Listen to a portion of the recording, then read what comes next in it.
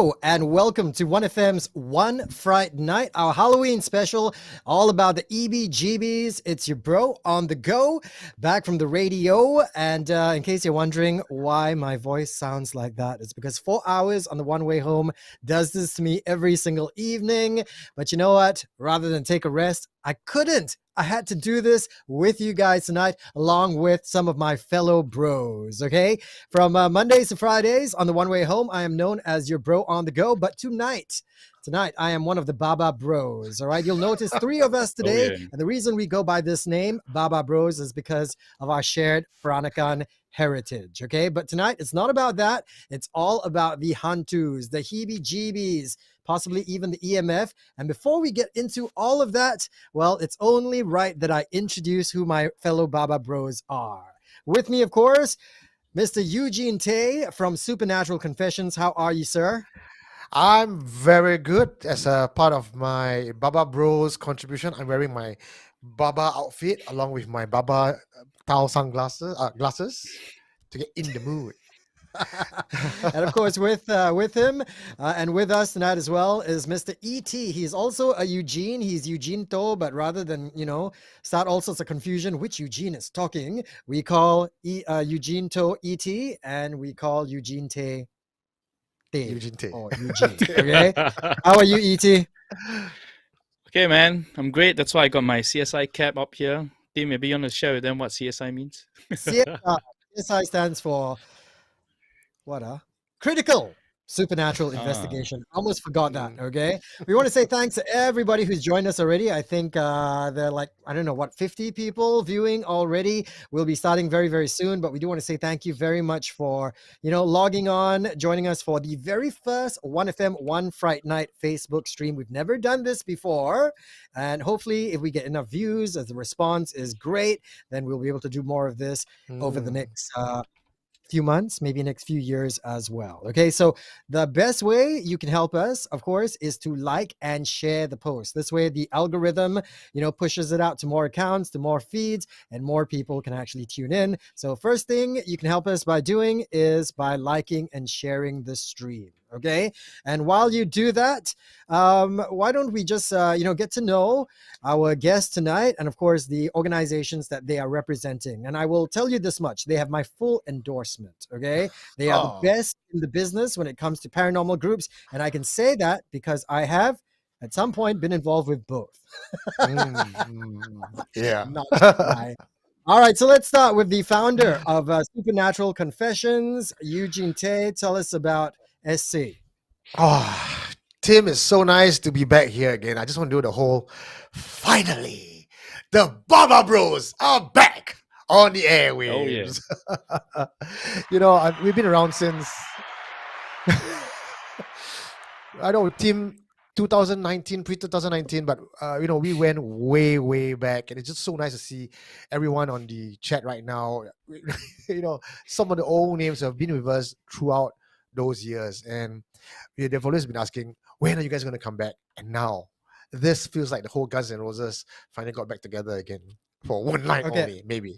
Anyway, if we're gonna be Guns N' Roses, then we need to pick members. Who are you? Slasher. See my hair? Oh, you don't want to be Axel?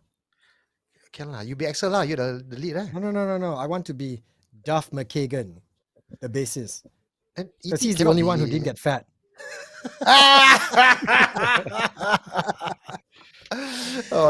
Cheers. Oh man. Cheers. Oh yeah, we need to, Cheers. we need to do this. Okay. Okay. You're asking about Supernatural Confessions. Yes, tell us What do you about got back Supernatural. So Supernatural Confessions is a platform where we get people, we are a safe space for people to share their paranormal experiences, and we have real people with real stories coming up to tell us what it is, and we will do videos of them, the audio or narration, and we have been doing this for many, many years, since 2015, and I've always said, whenever the confessions stop, we will stop our live show. But so far, I'm so happy to say that the community has grown to an enormous size, and I could have done it without the community. So thank you guys who have always been supporting us. This one's for you. Oh, fantastic. And of course, tell us more lah. Where is SC? Where is SC found? What kind of platforms do you avail yourself to? Well, the best place to go is supernaturalconfessions.com. That's Supernatural Confessions. And usually we are on a lot of social media platforms, but I'll tell you the main platform I'm usually on is YouTube. So the best place to get all our content is youtube.com/supernatural confessions. If you forget All any of right. that, just go supernaturalconfessions.com. All the links are there. There you go. All right. And of course, representing RPS, which stands for Radio Paranormal Singapore, we got ET. Tell us about RPS, bro. Good evening, everyone. Basically, RPS is where we actually discuss and dissect your personal paranormal experiences. And we try to look for alternative and rational explanations behind each of your stories. Okay, you can basically find us on major podcast platforms like Spotify as well as Apple. And do follow us on our Facebook, which is Radio Paranormal Singapore. And we have a monthly live Facebook show, so do look out for it. All right. So there you go. Extra content for all the hantu lovers, all the momok lovers here in Singapore. If you are into the paranormal, if you are into the supernatural, the extraordinary, the unexplained, well, you can, of course, join Supernatural Confessions, that community, or, of course, RPS as well. And I'm sure there will always be someone who is willing to listen to you, take your encounter, and, of course, maybe offer an explanation as well. Yeah? And with that, shall we begin? All right. So how many people do we have tuning in right now? I mean, I have to be honest, lah. I mean, I wanted to give RPS and SE a chance to plug themselves, but I also wanted to kind of stretch time a little bit, give people more chance to tune in. That was my ulterior motive. Okay. So I think we're going up in the views. I want to remind everyone as well that this is our very, very first supernatural Halloween Facebook live stream that we've ever done here at 1FM. And depending on what the response is, we might be able to look forward to doing more of this more regularly. And we hope to, of course, tap on the very thriving supernatural loving community here in Singapore. A lot of enthusiasts, right? And I'm sure, like, for instance, Eugene, well, both Eugenes actually, Tay and ET, you guys, used to do, tours and seminars and things like that. And over the years, I'm sure you've seen a huge spike in the number of enthusiasts and the supernatural related events here in Singapore, right? Definitely. I think there is a resurgence in interest in paranormal. Now, if you look at YouTube and all the prior non-horror YouTubers, they are now all jumping on the horror bandwagon. And I've seen some of the videos like the old Changi hospital videos or the Raintree videos, being circulated around. So I think there is a new interest in this.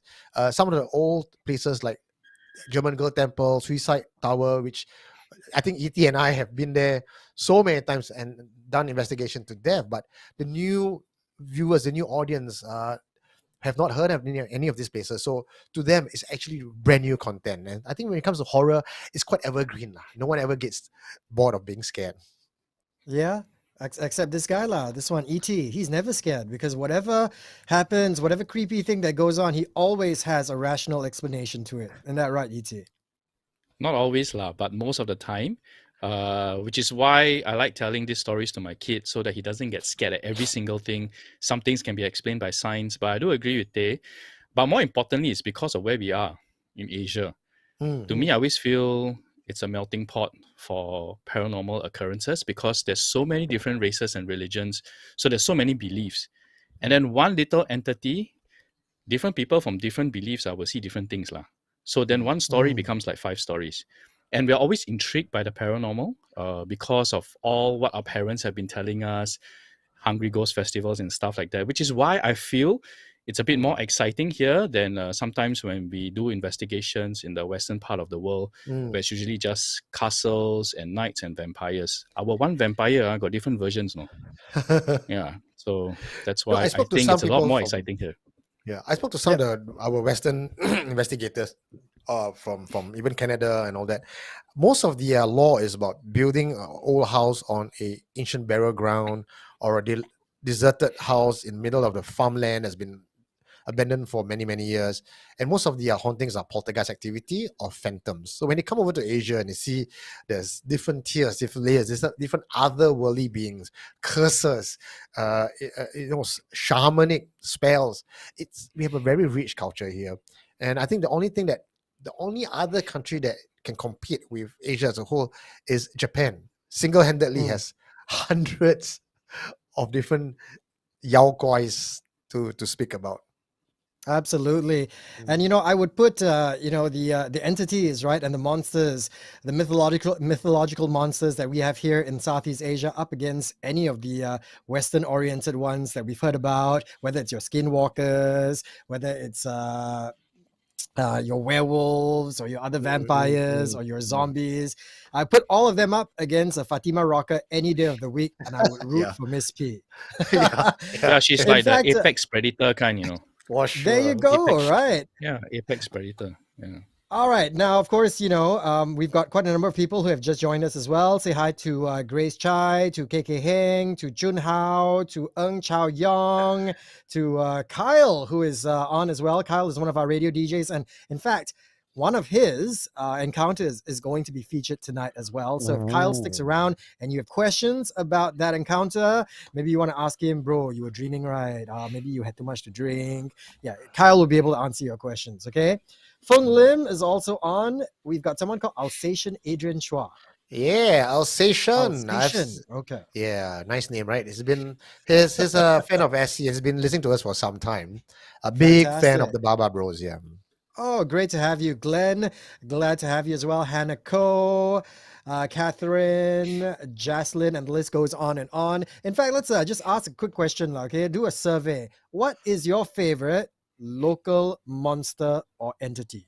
Okay, put it out in the group chat. It could be can we say a name? I'll just say it, Pontiana. It could be a Penangal. It can be any one of the the spirits, the entities, the mythological beings that we get from around our neck of the woods, and we'll see what everybody's favorite is by the end of the night. After all, we are why, huh? You see, Pontiana, that's it. He's gonna come knocking. Now you said also. Oh, yeah, shit. Never mind. I got my room well protected. All right. And of course, while we wait for that, we do, of course, want to remind everybody that there will be prizes that will be given away on the stream tonight as well. Just look for instructions, which I believe will be posted in the comment section, what you have to do. And by the end of this program, someone will also win a $100 voucher to Kuro Hanabi. It's a Japanese restaurant. If we pick up your experience to share on the show tonight. Okay. So with that, let's go to our very, very first feature tonight. And this one was actually contributed by Supernatural Confessions. This was a bit of an investigation that made so much news. It popped up on a certain, news platforms. It kind of went viral, actually. And it involved you guys going to Old Changi Hospital. Give us a bit of context there. So every Saturday, I run a walk with Hantu Changi. The walk with Hantu Changi is a walking tour from a point in Changi, near Changi village. We go to 10 different stops where we share stories, personal anecdotes, all the way up towards Old Changi Hospital, of course, the great dam of Singapore paranormal scene. And along the way up the hill, Hendon Hill, you would pass by this very old building, which used to be Raintree Hotel. Now, we've done this tour many, many years. And this one time when I was there, usually I would say, look at the second story window, take a photo if you want to, because a lot of other participants have taken a photo in this place and they have seen shadowy figures in the window. So I said, no, I said the same thing, right? And then that one day I felt something was calling me up to the third floor window. I said, it's not right. It doesn't feel right. I looked up and I said, guys, you might want to check out the third story window because I'm feeling a very strong pull of energy from that window. And then in my heart, I said, okay, who is there, right? And then the window opens by itself. And I said, whoa, okay, you know what? At this point of time, I'm going to put on the ET hat. Maybe it's the wind. Maybe it's something else but the Hantu. And then How many of you were there? How many of you were there? 15 participants, John and I, that makes a total of 17 of us, all looking with our phones, just recording it. And were all of you were just kind of drawn to this particular window? I was drawn to it. I mean, everyone was just focusing on the second story window because that's what I said. But when I said, look at the third story, and then the window started opening by itself. Okay. All right. Well, we'll talk more about this in just a bit, but I think it is important for everybody who's tuning in to see exactly what happened. So let's cross over to see what this video capturing this moment looked like.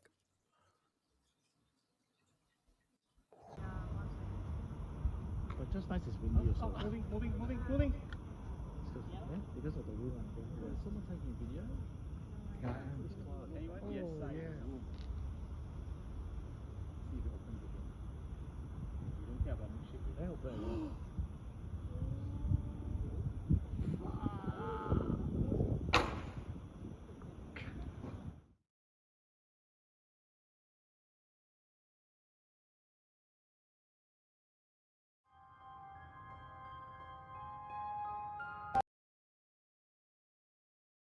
Mm, Wow. That's pretty intense yeah. though. And I Yeah. noticed, right? I mean, some people of course might say maybe it was the wind or something like Mm, that, but there were of course two other window shutters next to it and those didn't seem to be moving at all, only that particular window. yeah. Now, what about on the other floors? Because obviously based on this video we could only see that group of windows. Were there any Mm. other windows shutters that No, were going in and out? not at all. In fact, having gone past that place, running tour every week for the last 1 year plus, I have not seen that third story window open ever. And Mm. trust you me, my first thought is it must be the wind. But when I look at the way the window is moving, at the speed and at the intensity of it, we should have felt a appropriate gust of wind, but there were none. And if you But look of at the course this was fan or higher the, though.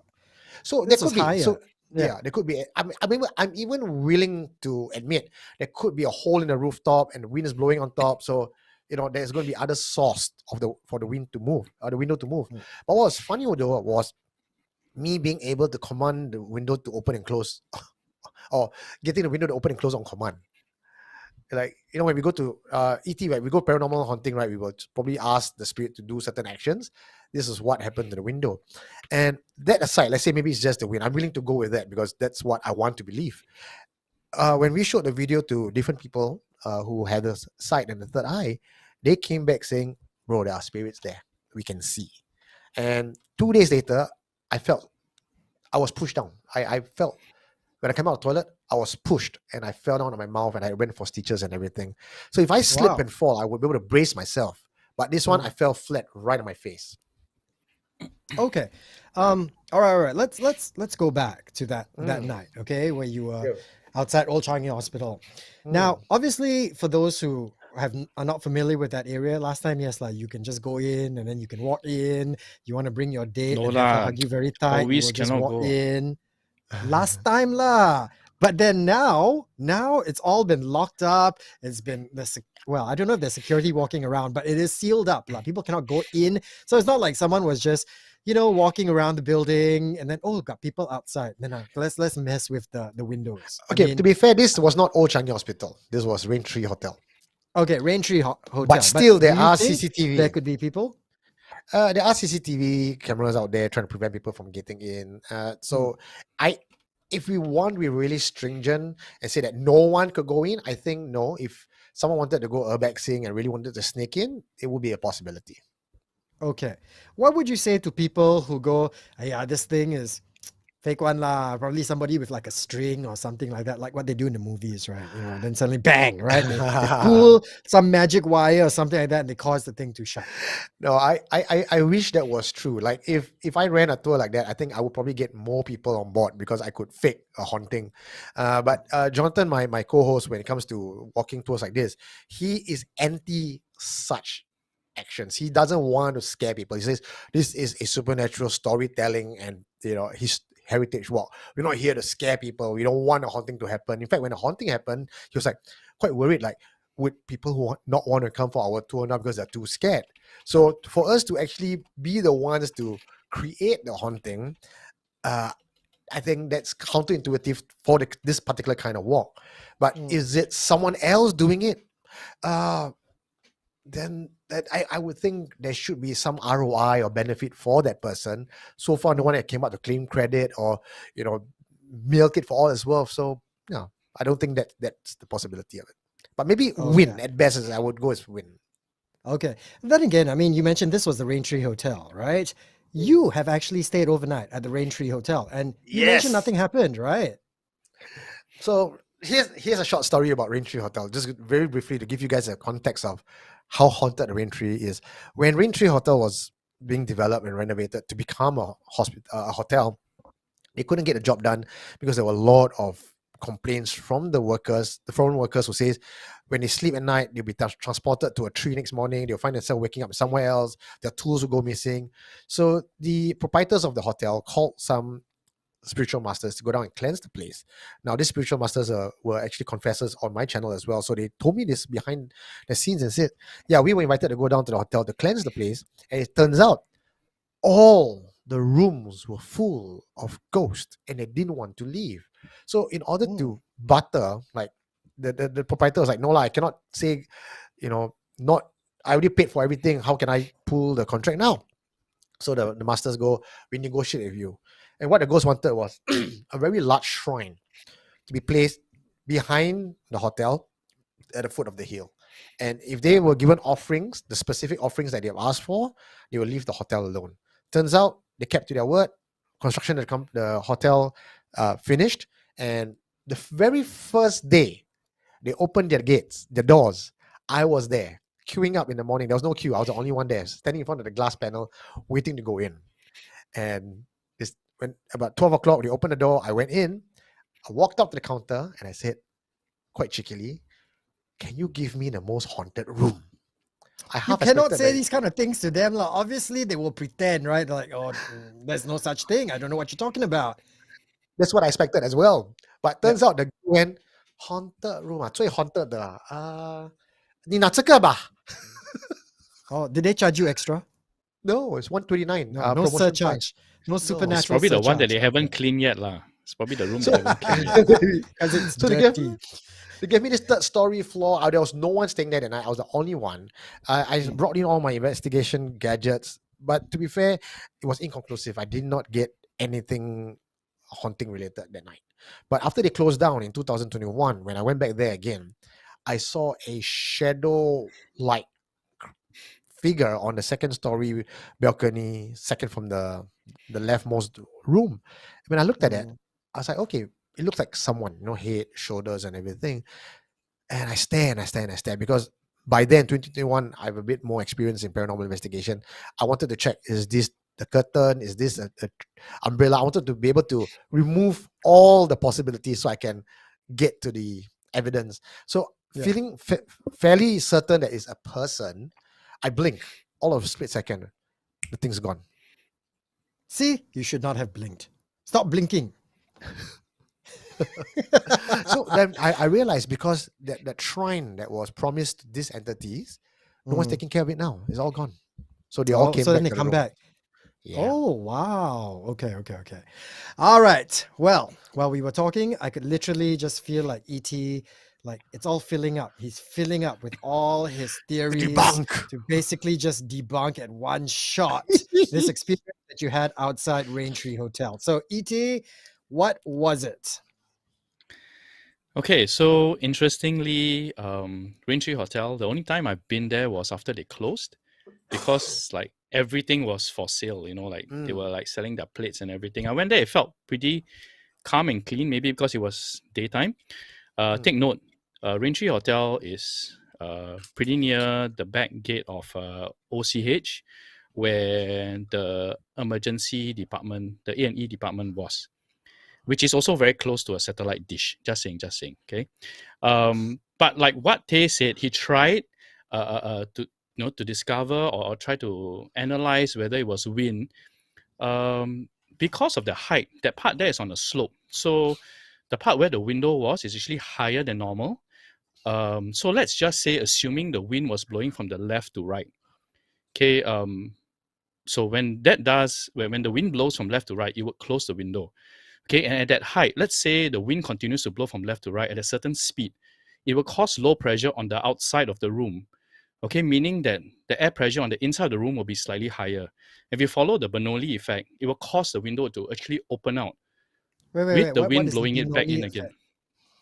Yeah, you know how plane takes off? Basically, the difference in air pressure to give that lift.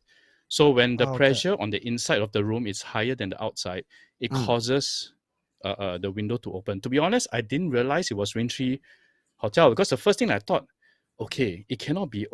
If it's OCH, right, it's going to be a problem because OCH, the window hinges are very, very old.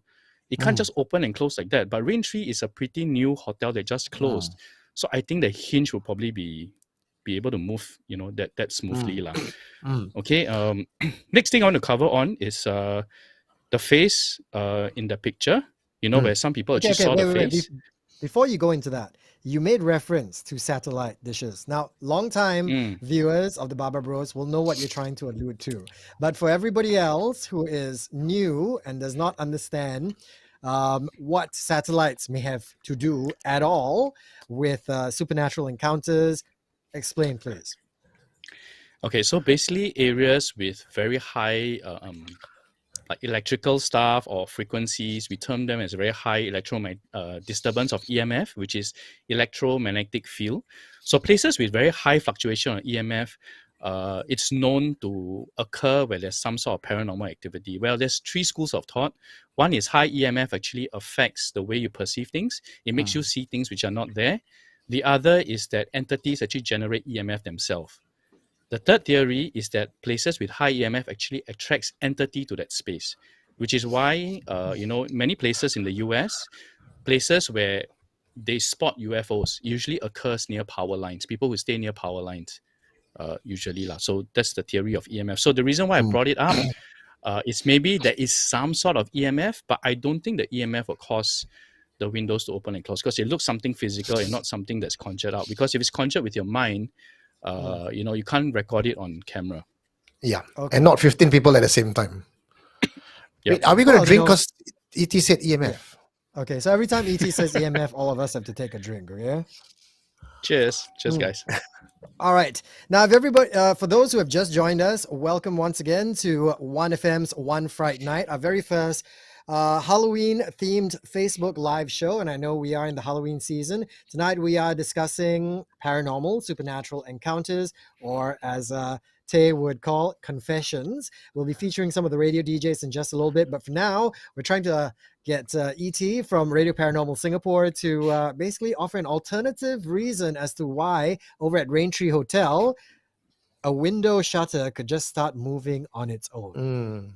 So bottom line, ET, what do you think it is? Hantu, no hantu? So you see, the thing is, as much as I explained about the Bernoulli effect, which it sounds plausible, with the change in pressure to make the windows open and close, because I've seen it happen before. Even in my house, sometimes when you close the door, you hear the window shutter because of the air pressure as well. But honestly, okay, so it kind of messes with my mind because I thought it was OCH. So if it was OCH, I think I'll believe more. But now it's just outside OCH, Raintree. I'm really not sure. Yeah. But at the speed it's moving, right? Honestly, hard for the Bernoulli effect to actually explain that because it did it a few times. And what was interesting was I noticed it was a very gentle close. It did not seem to slam. So yeah, it's hard to explain. So what does that mean? What does that mean? It may be can the I talk about hantu.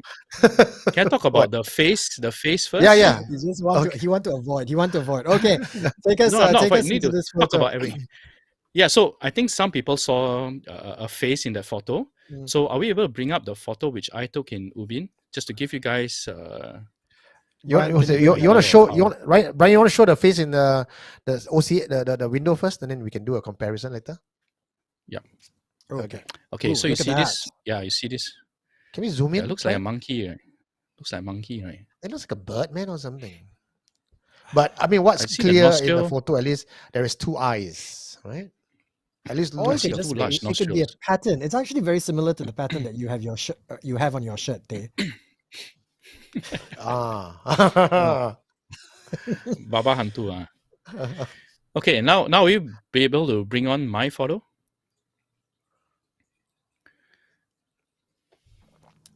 Okay, there we go. Okay, guys. So basically, this is a photo I took in Pulau Ubin. Just a random photo I took at a Muslim cemetery.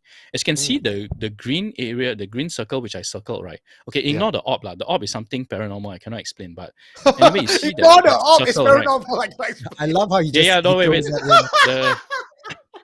The orb I explain later. But you look at the green circle. Do you see it looks like a face?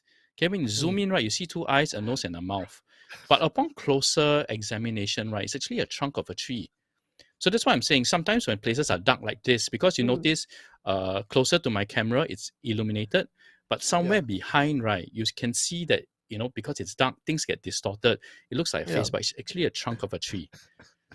So I don't know if you want me to talk about the orb, but actually Oh, the yes, main we would like reason to for this. see all the comments coming in like, Oh, is there? ignore Sorry, I the haven't seen the orb. comments.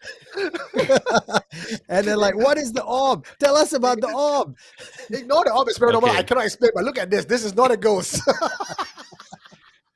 Okay, maybe we bring back that photo, then we can talk about the orb. Oh, you make the worst magician ever, DT. That is true No, magic, but I'm this one, very this is not magic at No, all. I'm very focused. Yeah, I was very focused on explaining about photo. Then I realized, Ng- okay, yeah, my Ng orb Chao is there. I Yong is couldn't cut saying, it out. ignore the orb. Exclamation Tell us mark. about the orb. Go on. Okay, guys, if you've taken photos, right, trust me, you will never ever take an orb photo like this, because many times when I've done paranormal investigations, I've never seen something like this. Most orbs you see, it looks like some sort of ectoplasm. It's like smoke. Sometimes your camera aperture is kept on for too long, and you see like insects fly by. You don't see something with a greenish center and a reddish on the outside. And even though if it was, you look at the distance, it can't be a dust orb, because a dust orb usually appears closer to the camera than at the distance. From the photo, if you actually compare the two photos which I've shown, it's actually a lot closer to the two branches. So it's somewhere in between the two tree trunks. So this is something which I term a paranormal orb, because most orbs like dust orb, pollen orb, insect orbs, they never ever turn out like this. You can see a slight kind of flare and fiery kind of exterior. So this was one of my best photos like ever. I mean, I've taken 1 million of photos doing investigation from 2002 till now.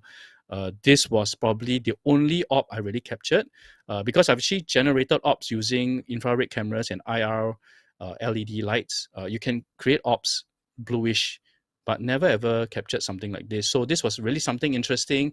What it is, I cannot explain.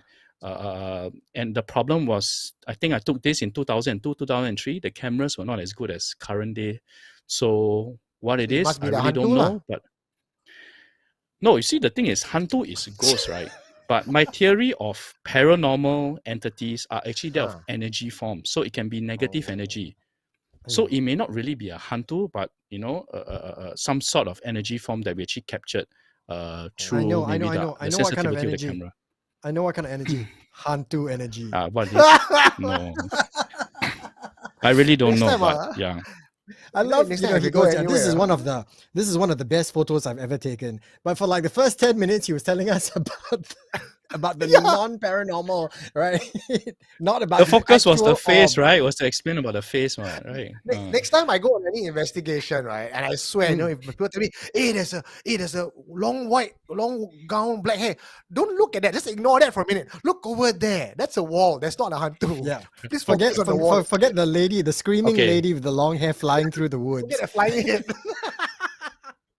Okay. The reason Okay. why I chose this photo, because really for many hours I spent analyzing this photo.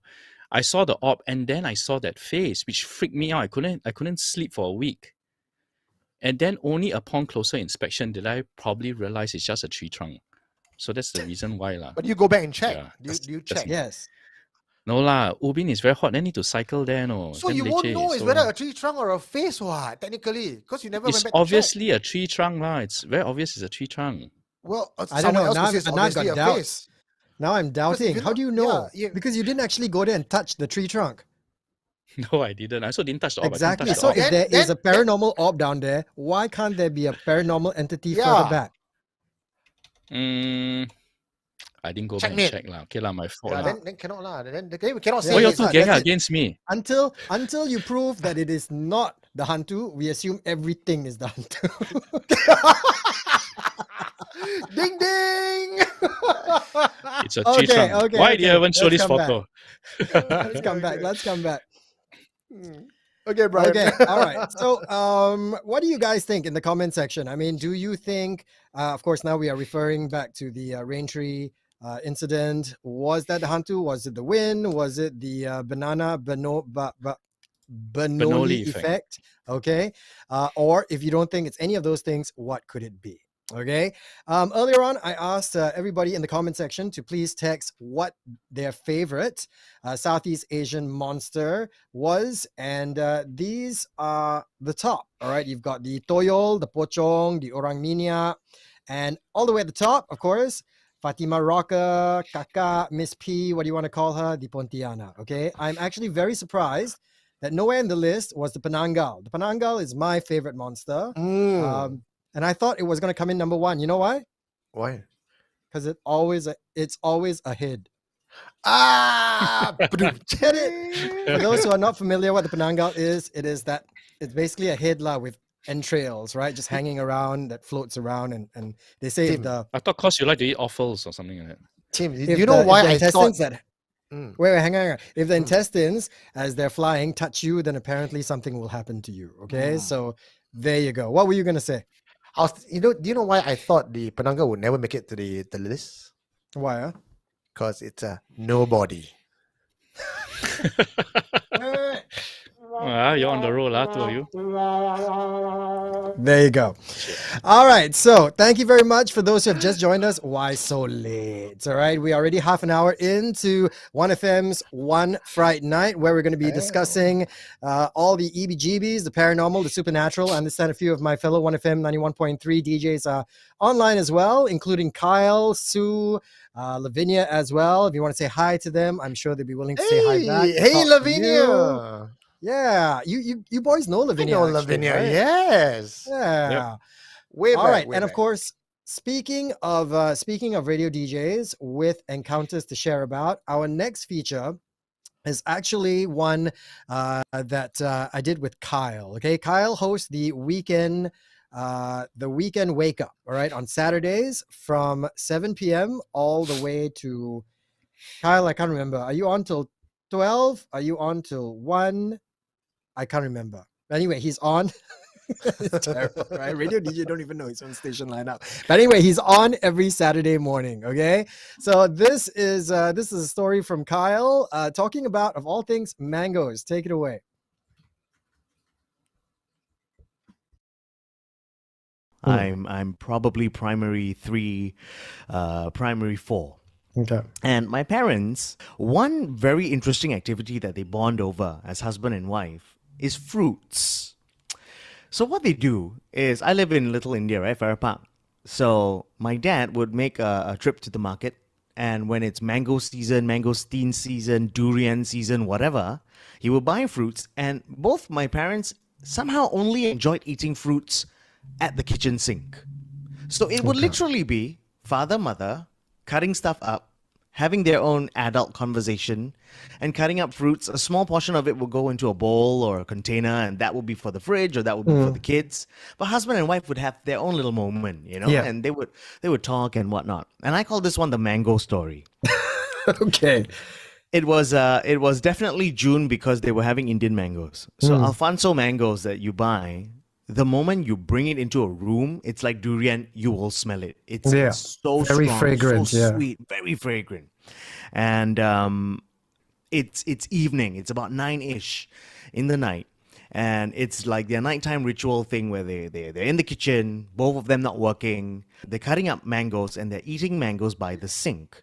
My sister at this time is already asleep, and that would mean she's probably like 2-3 years old. She's in the room. She's asleep.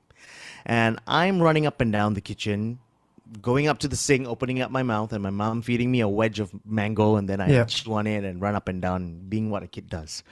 Now, what I do is I look out of the kitchen, and just to set the perspective here, kitchen light is on, all the other lights in the house are off. So all of us, minus my sister, we're in the kitchen. I look out of the kitchen, and from the middle room, so we've got 3 rooms. One is the master, the middle room, and the last room, which is my room. From the middle room, I see a pair of legs walking out from the middle room straight to the door. When you say you saw a pair of legs, where was the rest of the body? Nobody. So you just saw legs. It was just like a bluish silhouette of legs, like almost like a hologram almost like a digital projection of just a bluish, strange looking pair of legs just going. Okay. Can you explain to me or tell me where are these legs coming up to? Like, calf, knee, thigh, Waist, easily waist. waist. But I Okay. did not register, like the feet, the pants, whether it was male, female. I couldn't tell. But it was strange because at that age, to yourself, you think when we talk about ghosts, we always talk about how no feet, right? Oh, we saw the lady standing there, and then no feet. Yeah. But this was a complete opposite that I Yeah. saw. There was no top. It was just a pair of legs, and this is what happened, Tim. I pissed myself instantly. I just peed myself, Right. and I started crying, and my mom or my dad, one of them turns and goes, "Wait, what happened?" And I literally told them I just saw someone walk out of the room straight to the door, and they run out. They don't know what's happening. They don't understand. They try to put it off and say, no, it's your imagination and whatnot. But I remember that night ending with so Indian Hindus. We do this. Did you come thing- from a very religious family, by the way? not very religious, no, but pious. Maybe the word would be pious, but I wouldn't say religious. Yeah. Okay. So Hindus usually have this thing where they do they remove all the evil eyes on you.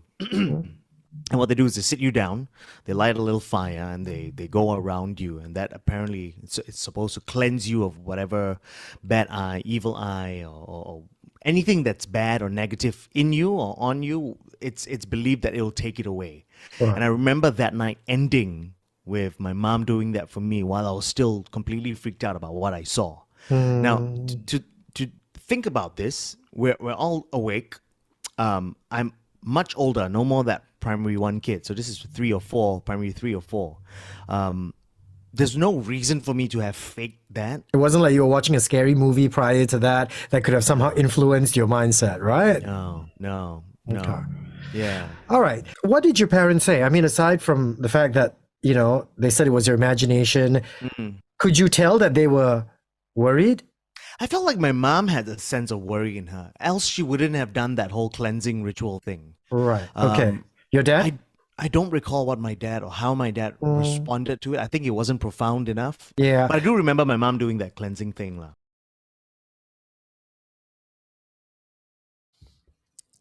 All right, there you go. Thank you very much, Kyle. Very interesting story. And I think for the first 2 minutes of Kyle talking, I was looking at the comment section. Everyone's going, how handsome he is. They're like, wow, Kyle is so handsome. And he does. He actually looks a bit like Superman. I was just like watching him. I was like, this bro looks like Superman. We should get a big S and plaster it on his chest. Okay. Kyle, of course, hosts the Weekend Wake Up every Saturday, 7 to 11 a.m. He has since corrected me. And of course, he is on the comment section right now. If you have any questions, please direct them to Kyle. A lot of people are asking, Kyle, you saw the legs walking out of your room. Did it have hair? Were they hairy legs? I hope you mean on the legs, not in between the legs. I don't think Kyle was looking that closely. Okay, some interesting, explanations already coming in, saying that it was the lower half of the Penangal searching for its upper half. I think that's brilliant. That is a very, very good theory. Okay, shall we start with you, Tay? Tell us, what did you think of this? Well, they have been very, very rare. But there have been stories of people, especially in Teban Garden area, seeing just the bottom half of just legs up to hip, walking around the house. And for some reason, I recall this. The 2 other prior confessors that I had who told me about seeing just legs in the house, they all happened to be of Hindu, I think that Hindu background. And perhaps maybe this in my experience, having done thousands of confessions, picking out these 2 confessors who are also Indian in ethnicity, seeing legs in their room, this could be a specific kind of entity that only haunts the family with that sort of ethnicity. So makes me wonder if this was actually a deity that came by to visit, or actually a malevolent spirit. So I'm beginning In the to form think of that maybe, legs. yeah, in the form of legs, because any other ghostly creatures that I've heard of, any from all these confessions, there's always top half, flying head, half the body, no legs. But this is the opposite. This is just the legs and no body. So I'm beginning to think this could be like a jinn. This could be like a more powerful demonic entity that takes its shape to just go against the grain. Mm. So Well, while we I are would, I saying, would never, yeah, I would never go up against a pair of supernatural legs. You know why? because they Because you kick will your ass. experience, no, you will experience defeat. Sorry, had to throw that in. Carry on.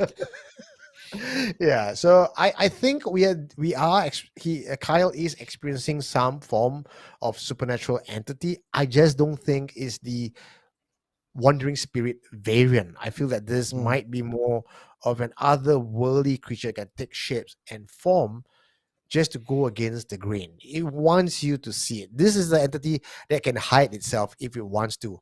The fact that it Mm. walks around with just legs, it wants you to see it. Okay. Well, I will say this, okay? And obviously, my conversation with Kyle was much longer than that clip that you actually had. Now, for those who are interested to find out more of what happened in this home that Kyle grew up in, we're going to be placing the rest of those interviews on Radio Paranormal Singapore, right, ET? Yep, definitely. Okay, So in that you the guys next can have a coming weeks. detailed So information of it. Yep. yeah, we'll give you more information on when that is coming out. Okay, but let's talk about this mango incident. ET, you've heard what Tay has to say about it. What is your diagnosis? Okay, just a pair of legs. It's something I've never really encountered. The only legs I know is the 3 legs cooling water lah. That's all I know. But that being said, while doing tours in OCH, Old Changi Hospital, I've actually heard footsteps in midair before. So I wouldn't be surprised if there's entities that actually only manifest themselves as footsteps or, legs. That being said, my son is currently in primary 3, and he sees things. But most of the time, when he tells me stuff, right, we're going to investigate. Many a times, it's from the headlights from the cars downstairs that cast a shadow all the way up to the 8th floor. And when the cars move, right, you actually see like figures moving. Sometimes it's actually just his imagination lah, because of a book he read or movie he watched, or sometimes listening to either RPS or Supernatural Confessions podcast lah. So then he starts thinking about stuff. So, kids tend to have very, very good imagination. So that is one theory of how kids actually do see entities. It's because their imagination really runs wild. However, the description of the bluish glow seems very consistent to entities. Okay, that glow is like Casper the Friendly Ghost kind of glow. It's a bit translucent. You can see through, and then it's like this glowing thing. So what I'm saying here is I've seen something like that. If anybody that stays in the east, Lucky Heights, there's actually a Boyani cemetery in between two landed properties. It used to be part of our ghost tour as one of the places that we go, because apparently that cemetery cannot be removed because of how the Boyanis used to conduct black magic and stuff. So, for some weird reason, that piece of land is there just next to two landed properties. So in this case, as much as I think that kids actually do have very, very wild imagination, the bluish glow just hits a spot. And I would think in this case, it's probably something that is paranormal lah. Yeah. Okay. Well, it's funny you should mention Lucky Heights, though. And I think all three of us will remember many, many years ago. Now, this was like, I don't know, 3-4 years ago when we were all involved with the Supernatural Confessions podcast. Do you guys remember Luke's Little House of Horrors? Mm-hmm. Yes, Yeah, the definitely one my where he favorite thought Is he that saw the a dinosaur one? dinosaur. Yes. Yeah. So if you go back, and for those who have not, tried listening to the Supernatural Confessions podcast, look for it on Spotify. Look for the episode that says Luke's Little House of Horrors, right? Which is, he stays in Lucky Heights. Okay. And when Kyle told me the story, I immediately thought of Luke's confession back in the day, because he also described how, as a child, one day while he was in bed, he was looking at his door and he saw a pair of legs just walk across his room from the door. And he described it in exactly the same way, where there was with the kind of translucent. You could kind of see through. There was a little bit of a glow, but it was just legs from walking from the door out towards the balcony. So Episode number yeah, 51. oh wow, you checked already. Okay, so yes, Yeah. please go and look for that. And yeah, if anybody else has had encounters where they just see, legs, let us know. I think this is very fascinating. I would love to So learn wait, more about that. where does Carl stay, or where did his Yeah. parents used to Kyle live? Is it Teban was Gardens? staying. No, Kyle was staying at Farrow Road near Little India. Okay. Mm. Okay. And when you say, oh, I think that it could be paranormal, well, I think there's a good chance because he had multiple stories related to that particular house as well. Oh, Okay. wow. Yeah. So if you have questions for Kyle, you can ask him right now. He's actually on the comment section. He will be able to answer you immediately. Yeah, so this is, I mean, although as much as I say it's something paranormal, it's just very weird, its legs lah. Because generally they manifest as an entire body. So I'm just wondering if it really was an entity, what message was it trying to give with legs? Could it be because there was a murder that took place and then the body was like, cut up and stuff like that? I'm just wondering because many a times when an entity actually shows up in your face, it actually, is trying to send a certain message to you that maybe trying to explain what happened in the past. So that could be a possibility. Probably some sort of a gruesome murder, maybe. Yeah. Oh, it's a call. Yo, Kyle Ravin. yeah, bro.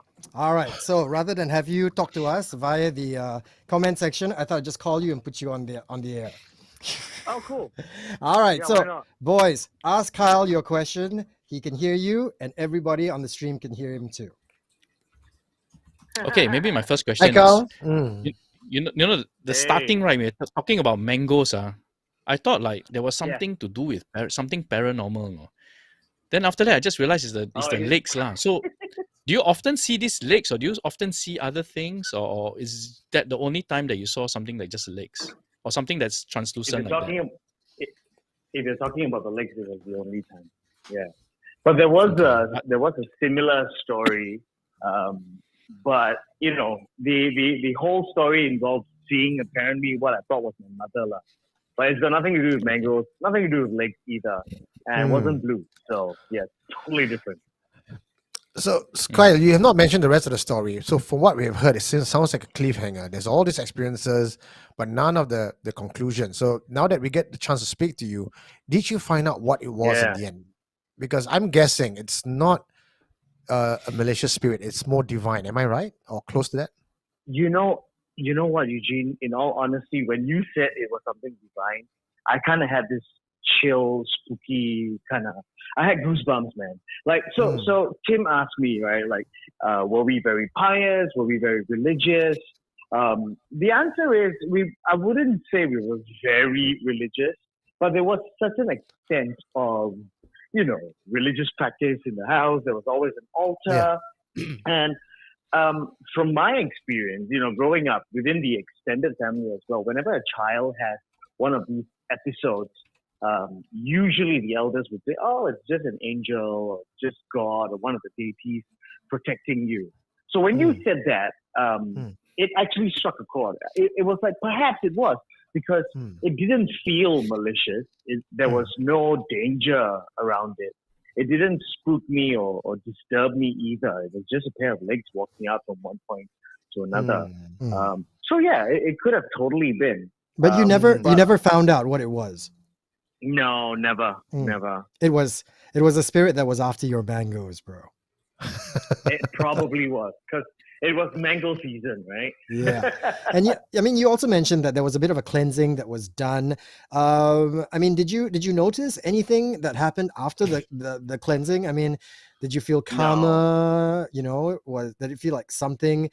Because I mean, these boys will be the first to tell you, the cleansings that they've seen, if there's actually something that's, very malevolent, it will put up a little bit of a fight. But in your circumstance, in your situation, nothing. The cleansing just went as normal. You didn't really feel like something was fighting to try and stay in that house.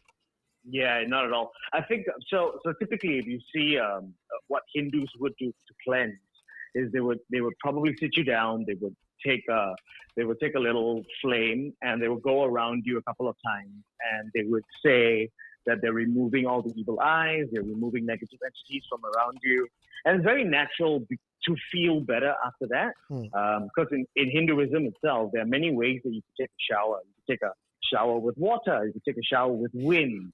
You could go out into the open and you could cleanse yourself with earth. And fire is another way to cleanse your aura, cleanse your soul. So when parents do this for the young ones, it's quite natural to feel. I think even for laymen, if you're seated around a campfire, there is this sense of rejuvenation you get from the fire itself. Right. But to answer your question, I don't remember specifically whether or not I felt a lot better, but I'm pretty sure I did. Because you've got the whole family there. As well, making you feel better. Yeah. Your parents are still living there, by the way. I'm sorry, say that again? Your parents are still living there, by the way, in Farah.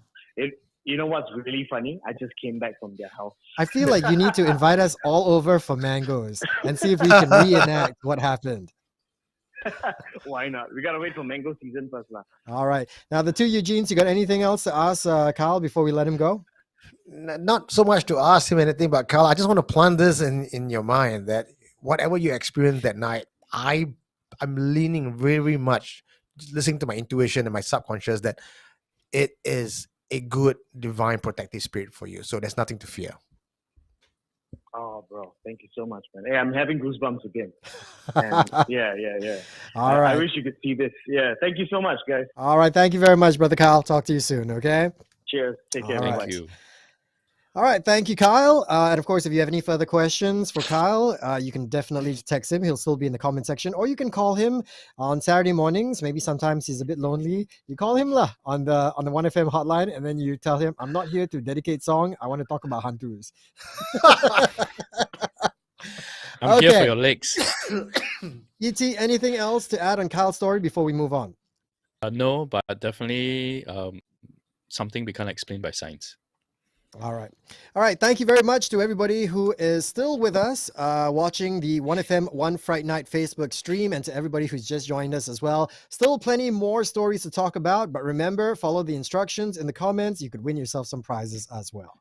Now, we are already almost an hour into the stream already. I actually told social media we were only going to keep them for 1.5 hours. So not happening, bro. In the next half an hour, okay? So this next feature is also contributed by Eugene, and it features a girl called Vanessa. Can you give us some context before we go into the video? That's right. So I met Vanessa this time last year in Sarawak, and it was for a Supernatural Confessions event over there, and people were coming up just to confess and share stories. Turns out Vanessa, when she's brought me aside to talk, I felt it was not just retelling of a haunting. She really, when she retold the haunting, she could imagine how it was like, and I felt the real fear from her. Now, this whole video was actually a lot longer. I couldn't find the rest of it, but I plucked out this clip because this was the one where she described it, and as she was telling it, I felt chills, bro, because I could imagine how it was like for her. And I always wondered, every time I interview a confessor, I put myself in their shoes and wonder how I would react. This particular confession, I would piss my pants if I was her. All right, so let's cross over and check out Vanessa's video. Because we were having camps, right? And my duty was to go around with other prefects to look out for my junior prefects, make sure they are sleeping. And on the day itself, I was having my period. And on that night itself, I was quite busy. I was the last person to actually shower. That bathroom there is open lah. Anybody can peek onto you, you know. So I was showering, you know, me being a scaredy cat, I actually looked up and then I was looking around. I realized at one moment there's this thing actually crawled up and put its claws on top of the shower door. I looked at it, I saw a red eye and blue eye, and then it has fangs. So I thought that it was just my imagination at the first place. And I said, no, this is not happening to me. I'm not going to do this. I just want to go. So I quickly shower, I dry myself up, and I went out. And that night, I realized there is a bruise at my leg. I thought like, this is not a good sign. I called my mom. I said, can you help me see around? Maybe there's something actually follow me. And she said, no lah, it was just something that passed by.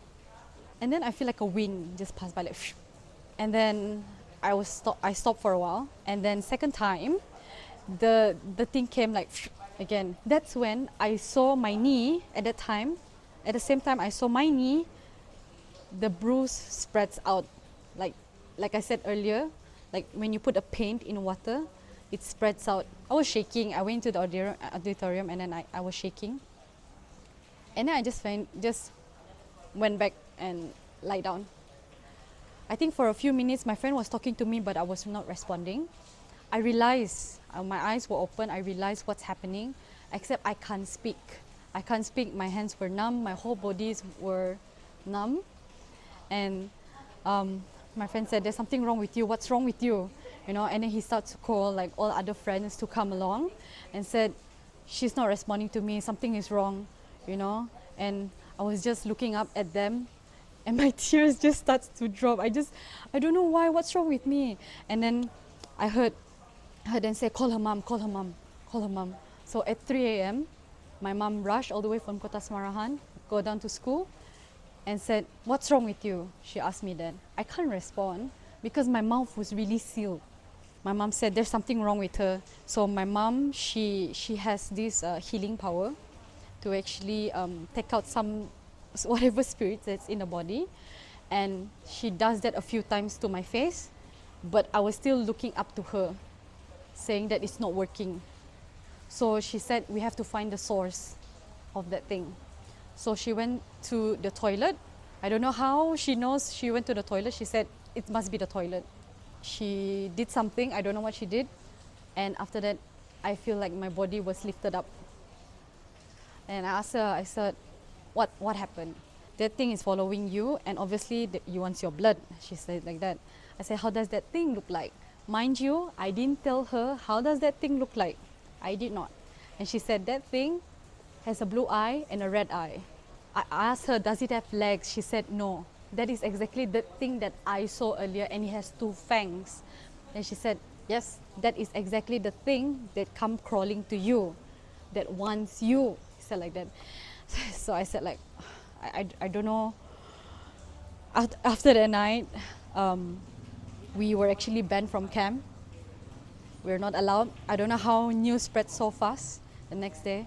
But after that, my mom said everything was all right after that.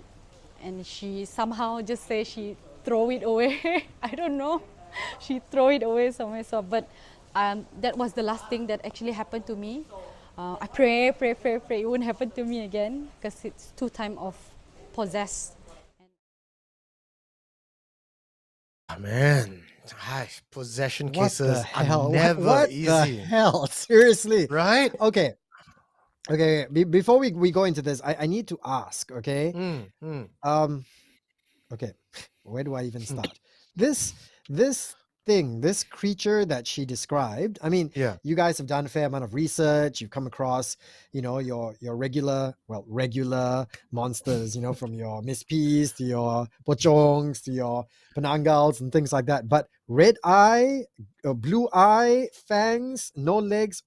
What is this she's talking about? Not your variant vanilla ghost, not that I know of. I definitely think this is some form of entity, demonic, a malicious entity, even an entity that's probably conjured up. Now, this happened in Sarawak, so this could be some local Sarawakian demonic type creature. So can't tell you what it is exactly, but I can tell you what it's not. It is not. Have you heard? Have you ever heard anybody describe an entity in this way before? Indonesia a lot. You have your, you know, your a lot of. If you go to the Nipu festival, which is their turn off all the lights, they are basically venerating all the monsters, the demons, to say, don't fuck around with us, right? We give you a day. You have all these demons with fangs, with horns, with 4 It's limbs. like the ones in Bali, right, bro? Bali, exactly, Bali. Yeah. Right. Yeah. So I'm leaning towards that. So when she told me that she saw this thing going up and looking at her shower with the blue and green eyes, and what to me was really the clincher was when the thing possessed her. She was in the back seat, seeing everything happen, trying to talk and communicate, but couldn't. What's that show with that? You remember the one where this is Get Out? Was it, or is it Silence? Some horror show where when you're being possessed, you could see everything's happening, but you cannot take control of your body. And what to me was the clincher and why I feel that her confession was legitimate. Now, assuming that the entire story that she told was true, right? The fact that the mother didn't know any of the details, come in, saw the spirit, and can rightly identify how it looked, features and all. But I have to So say to it though, me, I mean, talking yeah. about the mom, when she first approached the mom, when she was fearful, the mother took one look at her and said it's nothing. So the mom didn't get any feeling that there was anything wrong with her The first time she at the called the mom beginning. was she was showering. She called the mom. The mom was not there. Mm. She was Oh, afraid. okay. Yeah, she All right. called the So mom and the said, "Mom, mother, I see this."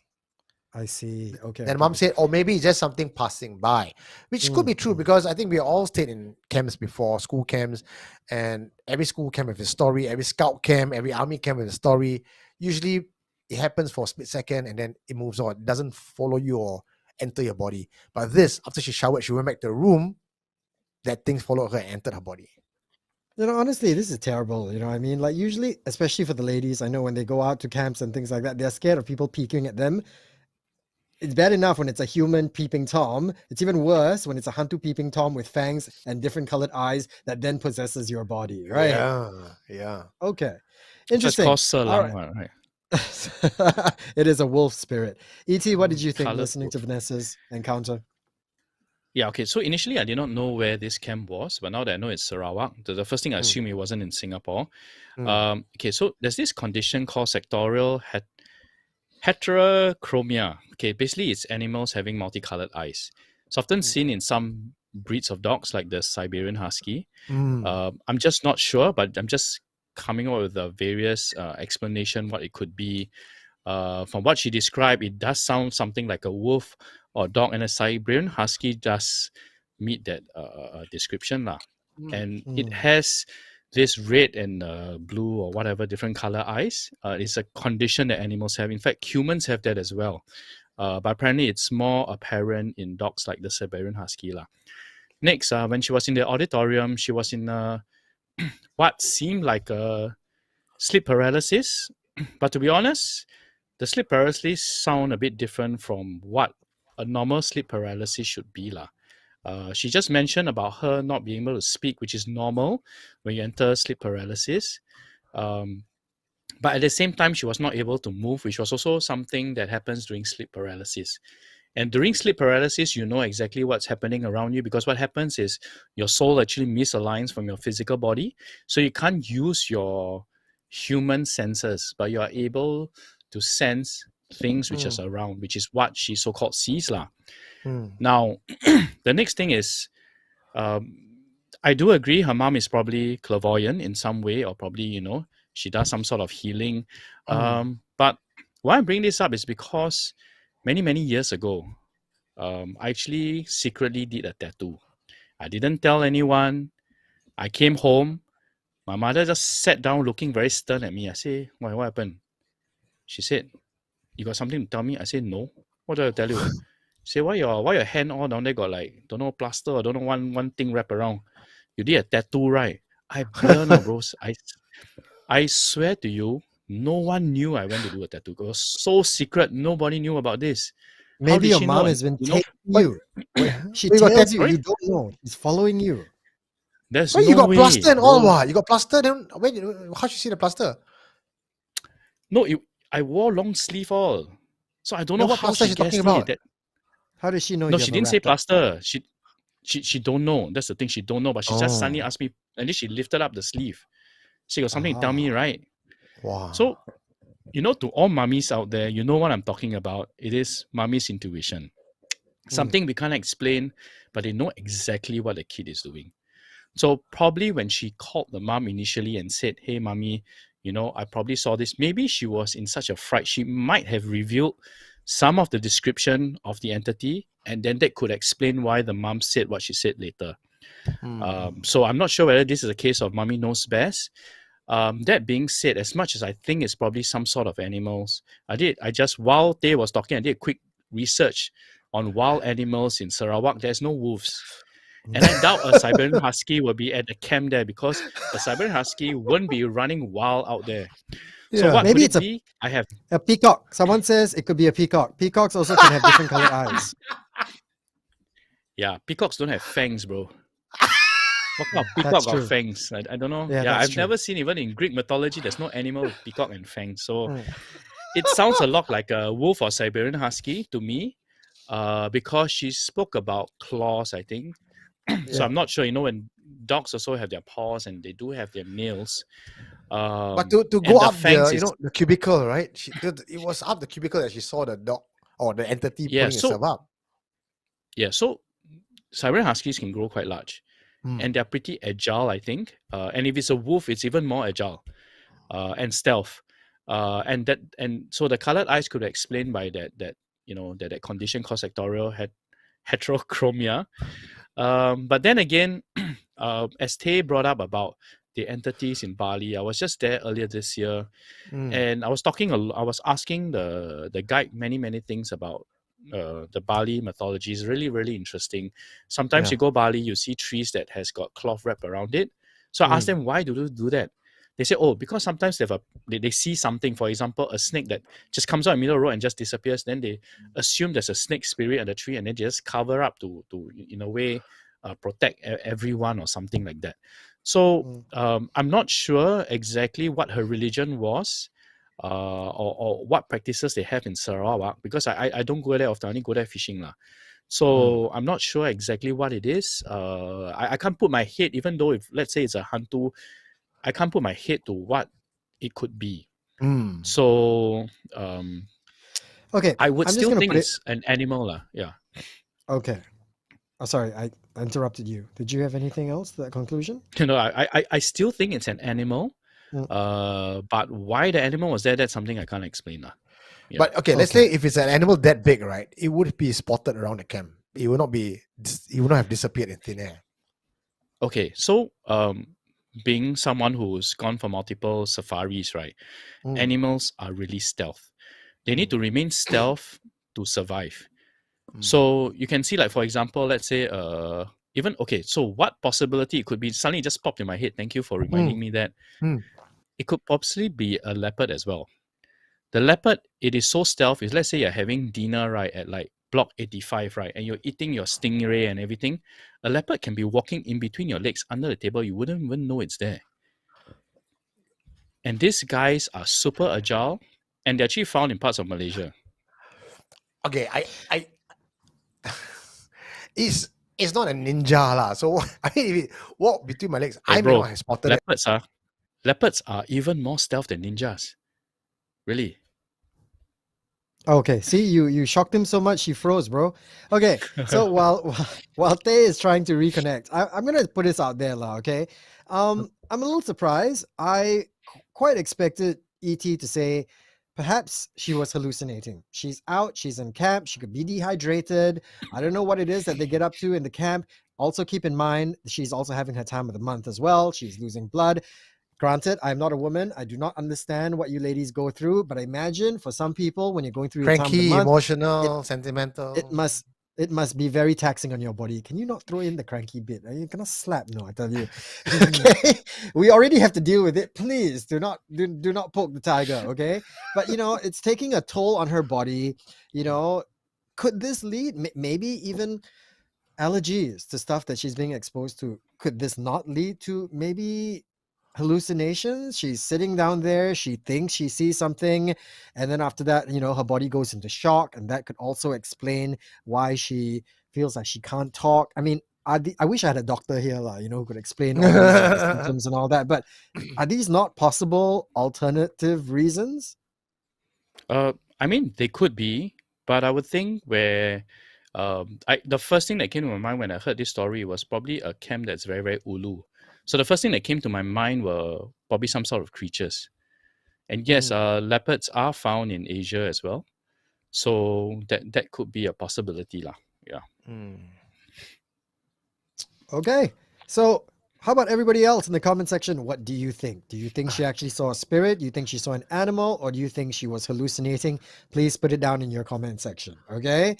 And also a reminder, there is still a chance for you guys to win stuff. I just saw it get popped up on our comment section. We're still accepting answers. Where do you think is the scariest spot in Singapore and why? Comment #Halloween and your answer to win a day out for 4 people at Escape worth $300. Okay, so Do we get So does this that is mean a that nice prize. does that mean that the guy wins it and then they bring the 3 of us? 4 Yeah mah, lah, so that's why 4 what? That's right? how it works, right? You think he's gonna bring us, please? Eh, Please. then there's 4 tickets, We there's were 3 of us, we were plus talk 1 about winner. hunters the whole day. Yeah.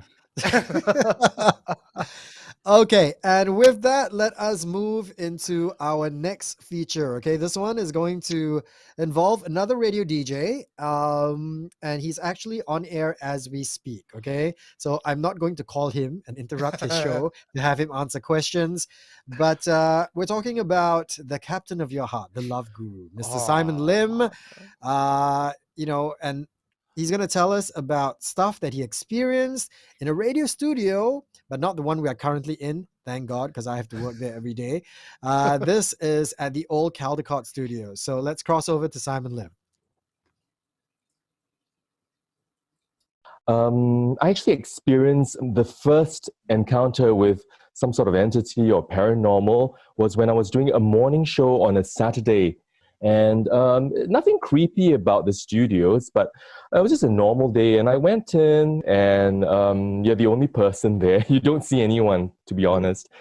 So the only sound that you would hear really will be your own voice as well as the speakers, right? Because it's a studio. And you would know if there's anyone that would come into the studio, because there's no way someone can come into the studio and you not noticing at all. But being a weekend, I wore flip-flops, slippers. So what happened was I was doing my duty, my on-air shift, we call them duty, for 4 hours and enjoying the music. I think it was the song, Here Comes the Hot Stepper. By Aini Kamosi. Yeah, yes. So it was playing for a while. Then all of a sudden, I felt a tug on my toe. Someone like pulling my toe. It was just a shock to me. It was like crazy. Like, what? Did I feel that, So I looked under the table, the console, and impossible, right? No one's hiding in there playing a joke on me.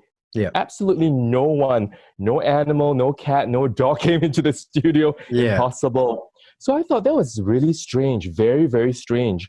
I'm so sure it was about like 7 something in the morning. I'm wide awake. I'm not like sleepy or anything like that. So how is it possible I could feel that tug? Yeah. I assure you, it was like something very physical. It's as though somebody, a human being, pulled your toe really hard and yanked at it.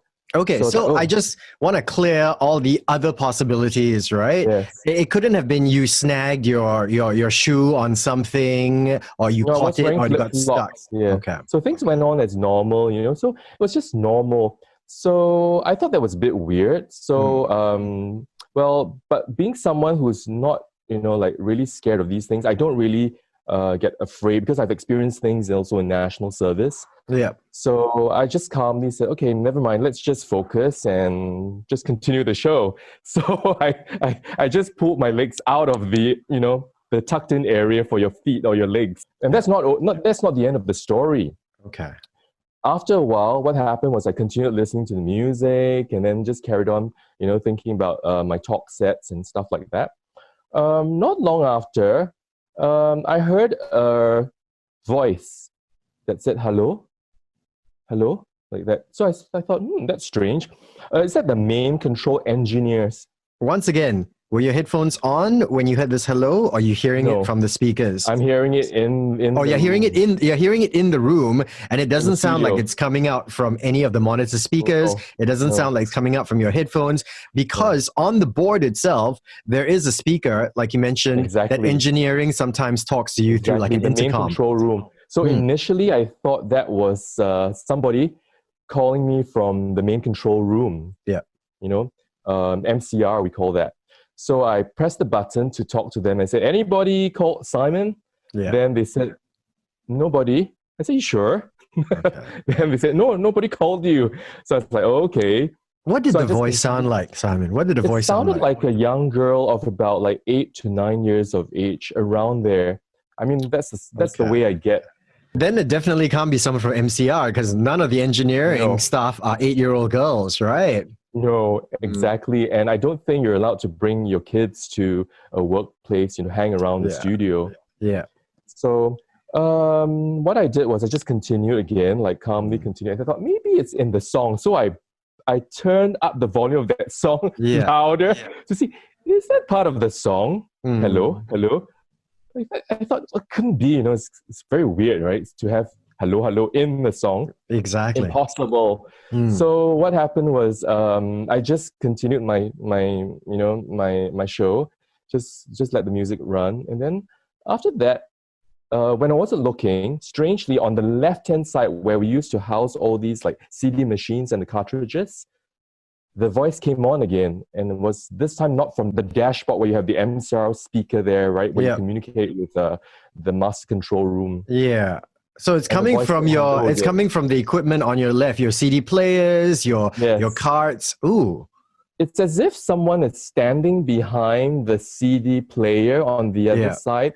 And like that's where the voice is coming from. So is that all that you heard? It was just hello? There was no other sentence or words? No. So it gave me a bit of the chills, like, hey, something's not right here, Yeah. Then, with these kind of things, I try not to invite trouble. So what I do is like, I always pretend I'll ignore, like, okay, it doesn't exist. Maybe if I pretend that I don't know it's around, then you'll just leave me alone as well, Like it can't get to me because they can't seem to think that you know that they're there. Yeah, but you kind of proved that you were aware. Every time she said hello, you turned around and you looked, right? Yeah, but so I just continued my show, but then I said a little like quiet prayer, and then after that it stopped. Yeah. All right. And the next time this happened again, was in the year about 2000, about there. Okay. A different studio. So one evening, it was quite late in the night. It was about like 11 plus. I carried on my show as per normal, like talk sets, But then after a while, suddenly whenever you put on the mic, twice it happened. The remote control somehow would just go off by itself, and the volume of the TV would be switched on.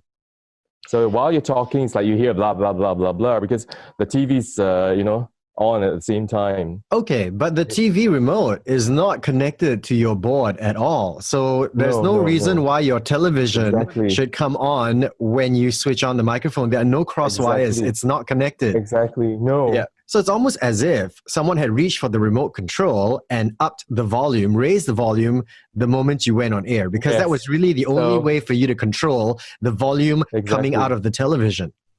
So it's kind of like a joke, like someone's playing a prank on you. So from the other side, I don't know. So I remembered someone telling me that someone experienced a similar thing, but they heard a voice in one of the tapes that they used to record their voices. We used to use these open reel tapes. Reels, yeah, there's like spools, and you need to set them and wind them up. Yeah. So you would have to wipe the tape anyway. So there'll always be a blank tape. It's not like you're going to record over someone's, former tape that hasn't been wiped. So that person heard a voice and said that, you should actually just let me do my work, come back after a certain hour, and then you can have the whole studio to yourself, because I got to get my job done. Otherwise, I'm going to be dead. My boss is going to come after me if I don't get my work done. And the studio went back to normal. So I did the same. After the remote control went on, right, another thing happened. Not long, as I was like listening to music again, concentrating on, the talk sets, I heard tapping on the window pane, like knock, knock, knock, like a door knocking. But it was and on the also, window Simon, pane. Here's the interesting thing, okay? The window is made of 2 panes of glass for the soundproofing effect, right? they actually have 2 panes of windows, right? So if you hear the tapping, it probably wouldn't have been the tapping of the outermost pane. It would have been the tapping of the innermost pane, which means there had to be someone in between the 2 panes of glass tapping on the window for you to hear it. Yeah, that was spooky. That was like scary. Like, hey, I don't think there's a bird out there. I really don't think there was a bird. It's impossible. Yeah. It was just like tapping, and then so I went to have a look, and there was nothing there. Because usually, if there's a bird there, the bird could be sitting on the windowsill or something. But, yeah. I don't see a windowsill. It's like just plain glass. Yeah, exactly. So that got me thinking, okay, I still need to focus on my show. I cannot be disrupted because you got to be professional at your job, right? Exactly. So even though if you encounter such things. So what I did was, okay, maybe I should just try this. So I opened the door of the studio, the main studio, and I said, okay, whoever it is here, I need you to just, go out and play somewhere else because I have to work and I have to do my things. Okay.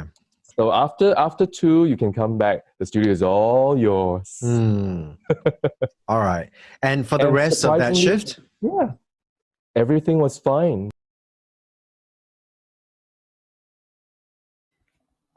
All right.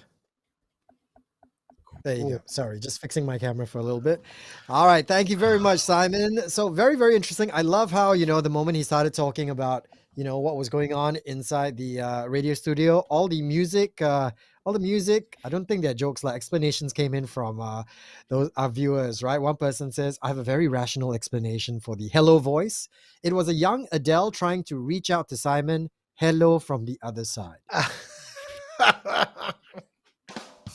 Another one says, maybe it was Lionel Richie playing, hello, is it me you're looking for? I'm sure Simon would know if it was, okay? All right, so let's divide this into 2 parts, okay? His experience, 2 parts. We'll, discuss each one. The first one was a Saturday morning, okay? No one was there, 7 a.m. in the morning. He was there for a 4-hour show. And he remembers this very vividly because he even remembers what the song was playing when he felt something pulling his toe. It was Ani Kamozi's Here Comes a Hot Stepper. He heard a voice, something trying to get his attention. And I'm sure we've heard this before, right? Entities, they're always trying to get some sort of an acknowledgement. And I'm sure they will be the first one to say, step 1, if you hear something, just ignore, pretend, do not acknowledge, because once they know that you know that they're there, that's when stuff will happen, okay? Also, this voice, this voice that he heard came from different places. So it was almost like this, whatever it was moving around him, something that he could not see. All right, so that is story number 1. Eugene Tay, take it away. Because it's Caldecott, and there's been so many stories coming up from Caldecott. Like, sometimes I will be willing to go to ET's side and say, it's exhaustion, this is imagination. But this being Caldecott itself, and we all know the kind of stories that comes out of it. And I like it that, Simon has actually cleared a lot of the possible questions that we'll bring up. There's no animals, there's no children, nothing in there. And it was not just a small tug. It was as if someone pulling onto his toe. It's not something he made up in his mind. And that's not the only occurrences in that place. So when we put the entire confession together, I can only come up with one conclusion, that the place is haunted. And whatever entity that was there in that place really wanted to get Simon's attention. Nothing else. It belongs there. It lives there. You just see Simon. It wants to get his attention. It was a playful spirit. But for sure, it is a spirit. Make no mistakes about it. That's for the toe pulling part. I think it's really funny because we posted a clip up on our Instagram, and fellow radio DJ Glenn Ong actually said, if it was me, I would have farted one time and it would have killed it. End of story. Yeah. All right. So that's part 1. Sorry, you are done with your analysis, yeah, with that part? Yeah, the analysis is done with it, but I think the response that what Simon did was he ignored it, right? That part. Did he say ignore it or did he acknowledge it? I think No, he he said a ignored it. silent prayer in his mind after that to, please leave him alone. And whatever happened, I mean, everything just kind of stopped after that. Yes. But yes. over to you, E.T. Okay, as you guys know, radio stations, what are they well known for? Handsome radio Airwaves. DJs. Okay, besides that, okay, Airwaves. Pretty so beautiful female radio DJs. all sorts of frequency, electrical stuff that needs to transmit stuff. So you have very, very high EMF over there. So as I said earlier, it's a well-known fact that EMF actually affects our minds and it makes us perceive things which are not there. This has a lot of research have been done on this, and I like to share with the listeners that actually I met a neurosurgeon on one of my dive trips, and I was asking him about this. And apparently, there have been studies that very high levels of EMF do make your mind perceive things which are not there, like sparks and stuff like that, which you may actually, with your mind and memory, actually create images which is not really there. So that's said about a radio studio, a lot of EMF. Usually, right, that a figure that one sees, or you would actually see it, but I've never really heard of someone pulling the toe lah. I mean, I heard people pulling leg, but this is the first. This is poltergeist territory already, right? When there's like physical movement or physical, Yes, you're right. So, which is what I'm going to say. A poltergeist, physical, right? yeah. So, a physical tug on the toe sounds like a lot like a poltergeist activity, and there have been many stories in Caldecott. Okay, so like I said earlier, I guess 2 stories ago about EMF.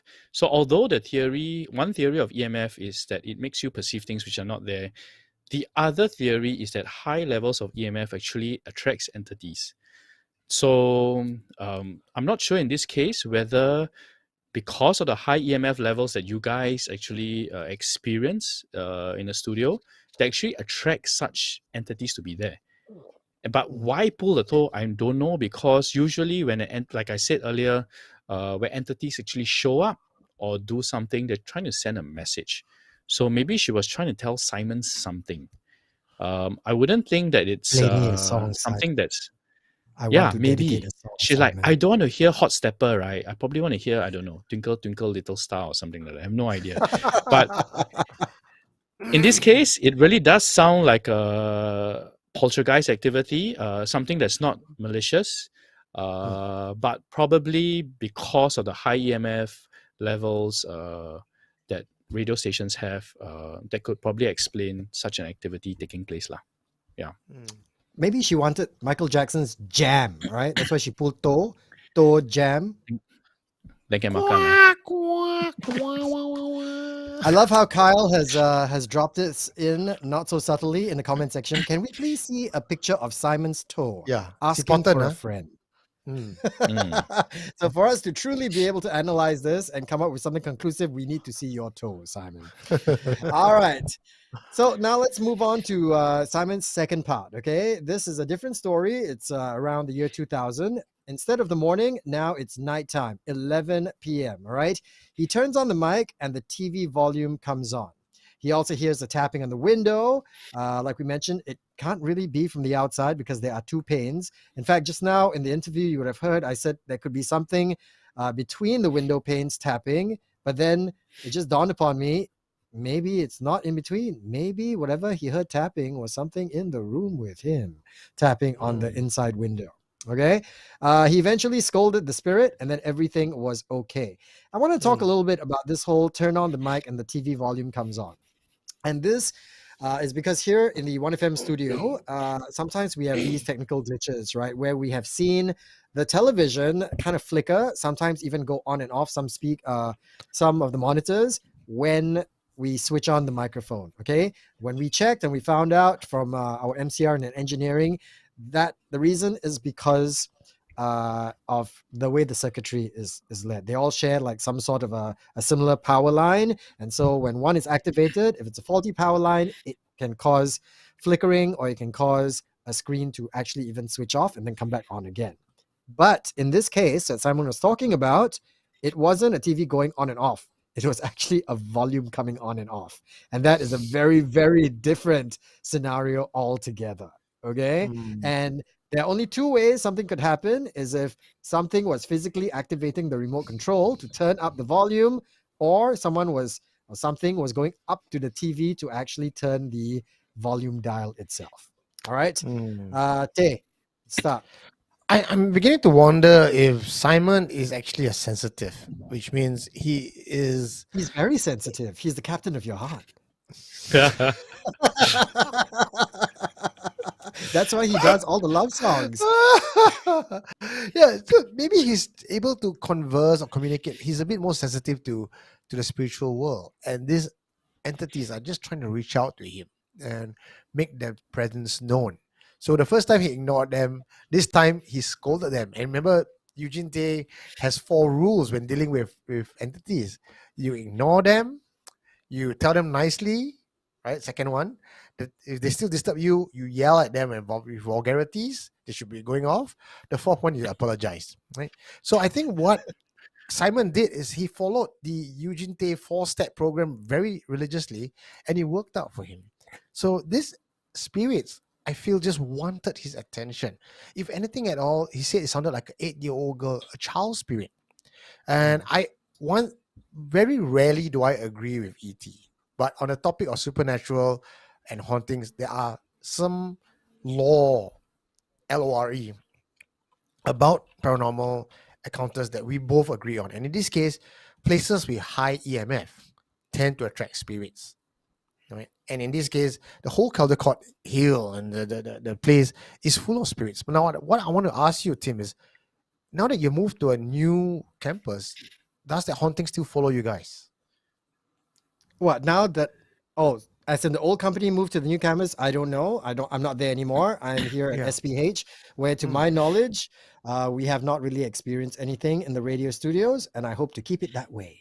Yeah, let's say we take apple-to-apple comparison, right? So Caldecott, also a radio station, where you are now a radio station. If you don't feel anything but now... not as many radio stations. I mean, truth be told, Caldecott was a full-on broadcast center. It's not just the fact that you had multiple radio stations, many radio stations. You also had TV stations as well, okay? A lot of more EMF, more frequencies.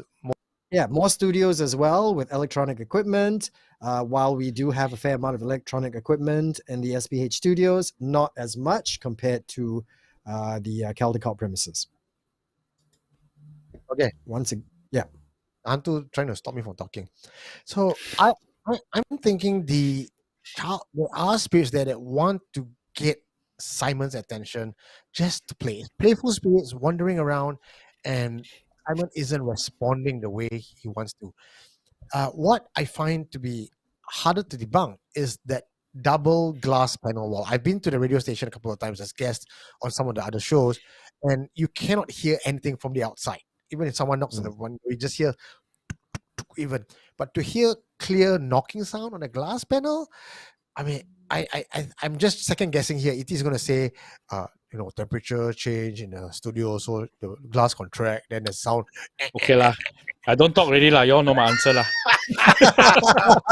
No, but like I said, you know what I mean? What's to say whatever was tapping the glass wasn't actually in the studio with him? I think so. It is on the glass. It's not outside. In the studio, it's going like. It's inside. Yeah, it's not even in between the glass. It's actually inside the studio. Inside the studio.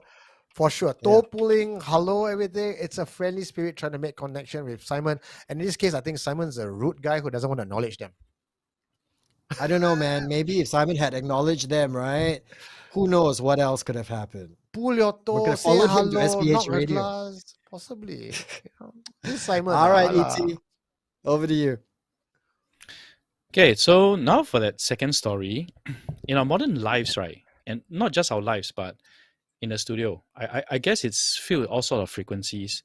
I wouldn't be surprised when they adjust a certain equipment. It might set off another. Okay, like how we used to play RC cars, and then if both the same frequency, the car will just go gila. In fact, what I used to do when the uncles are watching Mio TV at the coffee shop, right? I have this remote control app on my phone. Then I'll purposely go and change the channel for fun. And then uncle, hey, why like that? Why like that? Just for fun, after some beers, it's just quite entertaining watching them like that. So So because of that experience I've had, there is a possibility that maybe some sort of adjustment of equipment could have actually caused that volume change. Maybe As for somebody the in the next tapping, studio using the same remote control, same model TV, they adjust their TV and it's affecting his as well. But possible, then but also kacau lah. why so specific? Why so specific when he switches on the mic? And also in you know, to talk about, you know, how there could be cross frequencies and all that. I've also been in that studio. Many of us have been in the studio as well. The only person who seems to have ever experienced something like that is Simon. Now, if this is something like a technical glitch or something like that, I'm sure somebody else would have experienced it as well. Which can it be once someone again playing leads a me to prank? believe. It leads me to believe, to follow what Tay was saying, that maybe they seem whatever is there is specifically fond or particularly fond of Simon Lim. That's a possibility, but I also think that because there's a chance someone can play a prank with such equipment, you don't need an actual remote control to change the volume. All you need is your phone. And from a huge distance, because your phone, the older phones can actually send an IR beam from a far away distance.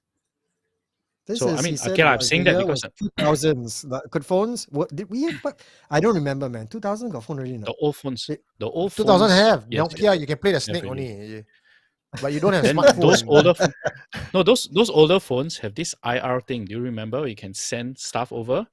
Okay, I know it because I always play prank on people lah. So I time change the volume at my friend's house, then they think, I say, hey, hantu, no, I think. Then they all kanchong everything. Actually, it's my phone. Have you So met that's the radio reason. DJs? We are not so boleao, okay? You think we got nothing better to do? Go and look for the captain of your heart and go and play and prank him, is it? Maybe Just not saying, so free okay, one, just okay? I mean, like Okay. of all the DJs, is like Captain of the Heart is the easiest to prank. Why? I don't know, like I mean, I wouldn't prank you because you probably like come out and punch somebody in the face, but like Simon, he's probably not going to come out and punch somebody. So if I'm going to prank you, Hey, Nice guy. Simon study Wing Chun, no, just so you know. really? Ah, There are videos of him. You don't mess with Simon Lim, okay? All right, just because he's like, "Hi, I'm Simon Lim. I'll play your love song." That's so good. Yeah. Off the mic one time, he surfed out you nicely. I think while on the mic, he still can do it calmly. That's why. All right. So thank you very much, guys, for that. Wait. I'm still not done. I'm still you not done. That's just aiyo. my first Oh, part.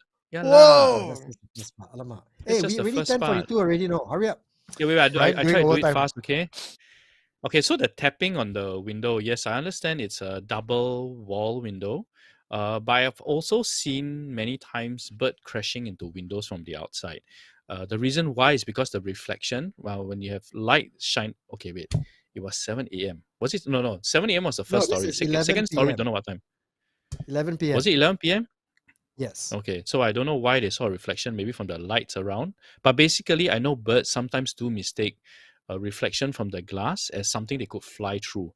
So if they go at a high speed and the beak whacks it, right, there will be a certain sound. And because your studio is probably pretty quiet, you probably can hear some tapping sound. It wouldn't be a very loud tapping sound, but there can be but some tapping sound. It's not. Bird crash is like, bomb. This is like. Birds fly in schools, ma. They're all just attacking. They're all just attacking the glasses, and they all want to get at Simon. Is it? Oh my god! Like I've heard you try to grasp at straws before. This has got to be.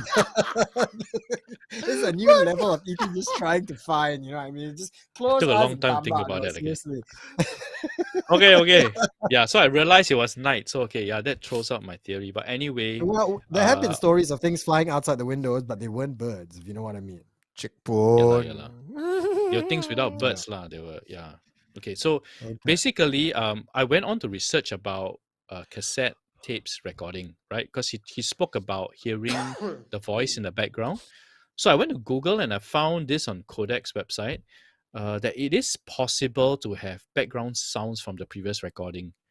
So because he's talked about wiping tapes, right? So that's what the website actually said. Even though you wipe tapes, sometimes the background noise stays within those old cassette tapes.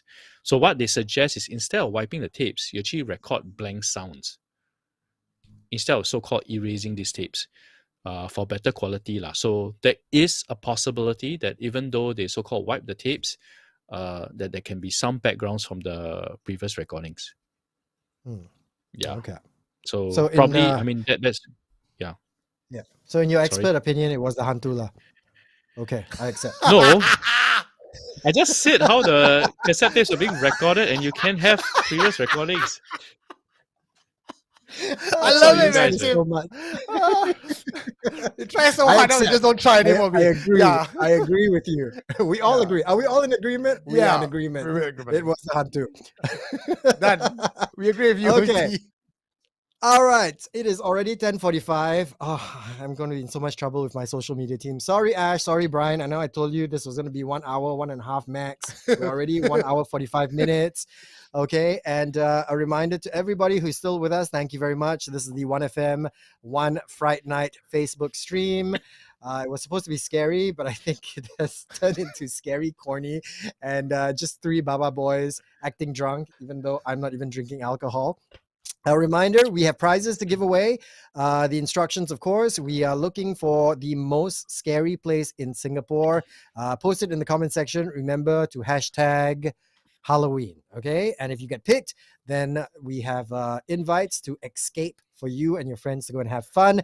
And that's not the only prize that we have to give away tonight. For the last couple of days, we have been inviting you to submit your scary ghost stories, your contributions. And we have picked one, okay? And this person will win a $100 dining voucher to this restaurant. I haven't even been there, okay? But I've heard very good things about it. This winner, once you get your prize, don't forget your Baba Bros. I mean, you know, you want company, we're more than happy to go and makan with you. Isn't that right? Yeah. Always. I I'll bring wine. volunteer I'll bring as wine. tribute. Yeah. I'll bring myself and good company. So, I mean, you know, you have 4 tickets. So, for those of you, like Tim said, bring your friends, but some of you may not have friends. So, don't worry, lah. Tim, We'll be your Kiki, and myself, friends. we'll be your friend. Always. Friends like us, who needs enemies? Okay. All right. So we're going to read this out. We want to say congratulations to. Oh, sorry, wrong sound effects. Congratulations to Vincent Fong. Vincent Fong. Vincent Fong. I will narrate your experience, your story, and then we'll leave my Baba Bros to dissect it. Okay, so here Bro, we you go. must off your light, like create the atmosphere of the light. Ah. How darker? Wow. Darker? Okay. Like got feeling, Is now it? got feeling. Oh, Now got fuming, feeling. fuming. Yeah. Mm. Make it even darker. Okay. But can you see? No, can you see the words? He needs to wear specs, lah. I This fella just cannot had see. eye surgery the other day. I think. Okay. Yeah, he needs binoculars or something. Last time he wears specs. Now no need already. Paranormal. Yeah, bring the specs up. Ah, Uncle Tim, come. I say. Hey, Uncle Lai Liao, the uncle. Okay. Ah. Are you ready? Here we go. I was in Japan, Tokyo on a business trip, and all was well till I was about to go to sleep. The TV kept turning on itself, even after I turned it off repeatedly. Thinking it was a problem with the remote control, I just left it on. And then in the middle of the night, I felt cold, and I kept pulling for the blanket, but I just couldn't find it. I opened my eyes, and I actually saw a lady in white hanging face down above me. Now that was the closest I've ever come face to face with a ghost or spirit. Now, what I saw was very faint, and her eyes were lifeless. I practically rolled out of the bed with my eyes closed, and I ran out of the room barefoot. I ended up sitting and sleeping in the lobby that night, and I checked out without telling anybody. I had a fever after I came back to Singapore, and I had to go through reliving the incident, you know, by visiting the hotel to ask for a refund for the remaining day of my booking. Funny thing is, they refunded it. They gave me back my money without even asking any questions, which led me to believe that they're not surprised, that they knew the room was haunted. I tell you, luckily, I was not naked when I ran out, as I usually sleep with only my boxer shorts.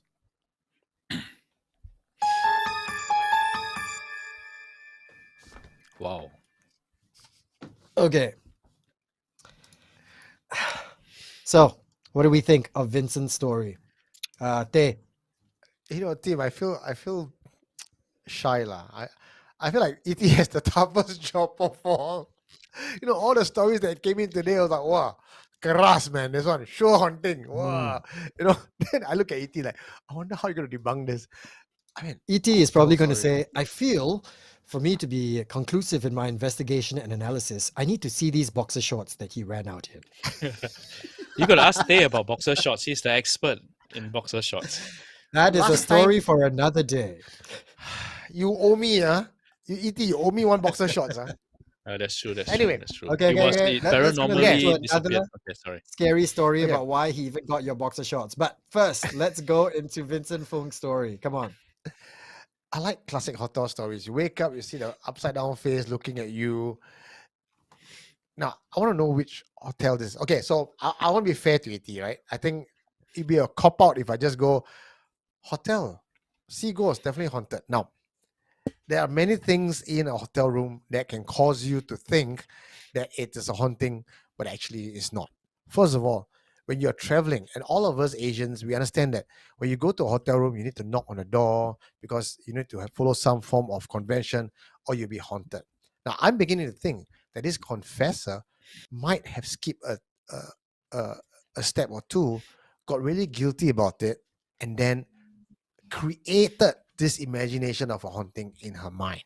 Whether is it really a haunting or not, we cannot be sure, because when I need to look at a haunting and define it as haunting, it's usually either recurring, it's longer than just a single situation. But for this, it's inconclusive as best as I can go to.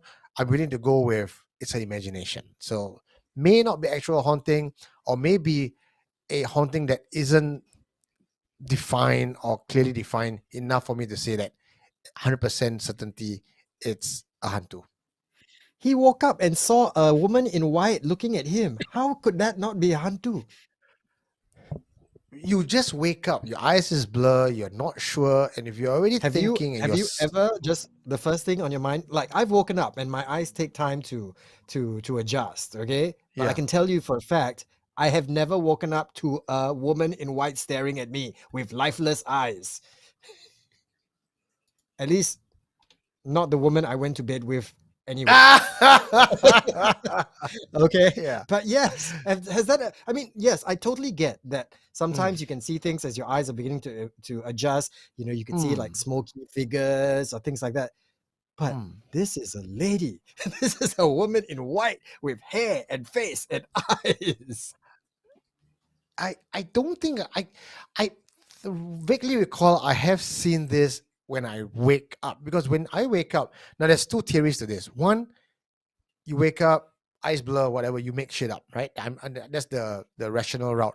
Secondly, is when you are in a sleep mode, when you're in your delta state, you are connecting to possibly another realm, or you're more sensitive to another realm, you begin to see things. Now, she saw something in that split second, and he stayed with her. Is it, the question I'm asking is this a haunting? If we believe that there are spirits all around, right? There are ghosts here, there goes there. But the question is it a haunting? Now, if every hotel room has Okay, spirits around, and she's define just- a haunting. Define a haunting. To me, a haunting is what haunting hantu means haunting. no. A haunting will be like Simon's story. The ghost wants to get your attention. Sure. If we but believe, in right? this case, I'm asking, do you think it was a hantu that he saw? A spirit, if it's a something out of hantu this that we world. saw, possibly. Yes, because I'm not concerned about the spirit's motivations. I just want to know, do you think that was imagination, or do you think, it really was a spirit above him? Okay, if it was an imagination, it would not be that vivid. I'm leaning very much closer towards this is a hantu. Okay, all right. E.T., is it a hantu or is it a hantu? Okay, so basically, I've counted quite a number of times what he's encountered. So TV turning on by itself is not something that's uncommon. Nowadays, TV is not just you can't not just control it with your remote. Okay, it's connected to some don't know what system that sometimes when it malfunctions, the TV turns on by itself. because you can make payment and everything, so it's like connected to the internet and everything. So sometimes it does turn on by itself. Next, okay, the one he cannot find a blanket. I don't know what he was drinking that night. I'm not sure. But sometimes after a night of drinking, I can't find my blanket as well. As for the lady that he saw above his face, it is something I've actually experienced before. I was sleeping in my room. I turned to my left, opened my eyes. I saw this old lady that was covered in sweat crouching down next to me with a very wrinkled face, staring at me with her black eyes and shivering. I closed my eyes, turned around, I fell asleep. I turned around, the fella not there anymore lah. So sometimes How when you can are bring asleep, yourself to close your eyes and go back to sleep after seeing something like that? What I else would we need have to do? GTFO'd. I would have freaked out and GTFO'd. I was damn tired lah. I was super tired. So I was just like, okay, maybe it's my imagination. I closed my eyes, try and sleep. If it's there, then maybe I consider running. So I closed my eyes, I turned around to sleep. I turned back, it was not there. So what happens sometimes when we are dreaming and you suddenly are awoken, okay? So I am clinically diagnosed with sleep apnea. I'm not sure whether this guy is. So sometimes you suddenly get awakened by your own snore. So when you suddenly awake from your dream, it is so vivid, right? You are looking at something that's not there, but it's still part of your dream. So that's probably what occurred to me, because if it was really a hantu, I closed my eyes, I tried to sleep, I turned around, it should still be there, but it wasn't there. And to be honest, saying it so calmly, right, I almost shit in my pants. Like, it was so scary. I've never seen something like that. But you still went back to sleep. Because I was very tired. Yeah, I was very, very tired. So, sometimes some things take priority. So, and I tried lah, if I run, okay, I try sleep first. If it's still there, then I run lah. What's the worst thing can happen? Because even though if it's a hantu, right, you run, it will catch you. What? You think what E.T.'s hantus cycle got of speed, logic is very odd, I find. You know what I mean? The same way that earlier he showed us a picture of an actual paranormal orb, but chose to focus on what was not paranormal. In a because the situation like focus this, was to look at the wrong, the face. Yeah, that was the focus. I'm a very focused person. Yeah. but in this particular case, he was like, oh, there's a hantu. I'm scared. I'm going to shit myself, but I'm also very tired. So I will go to sleep first. And so obviously it was a hantu. I turned around, it's not there.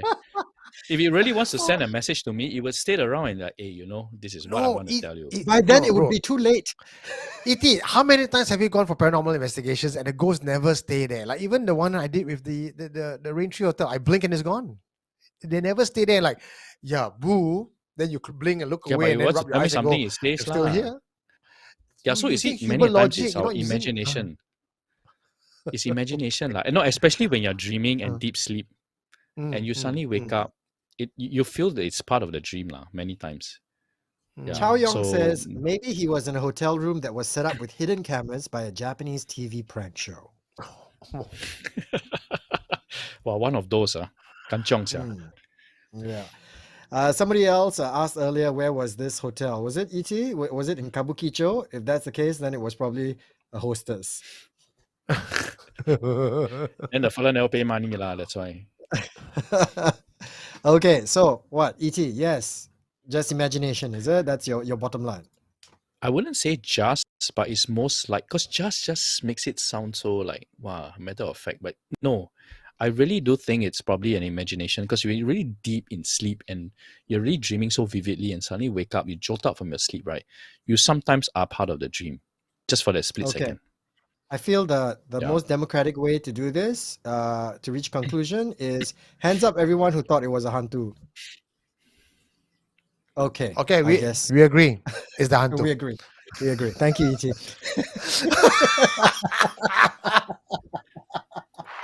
That's called bullying. All right, bullying.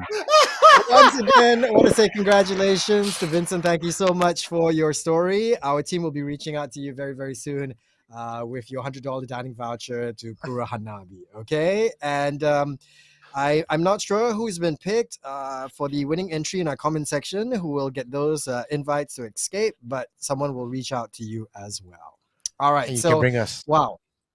Yeah, you can bring us too. Okay. It's almost 11 o'clock already. Okay.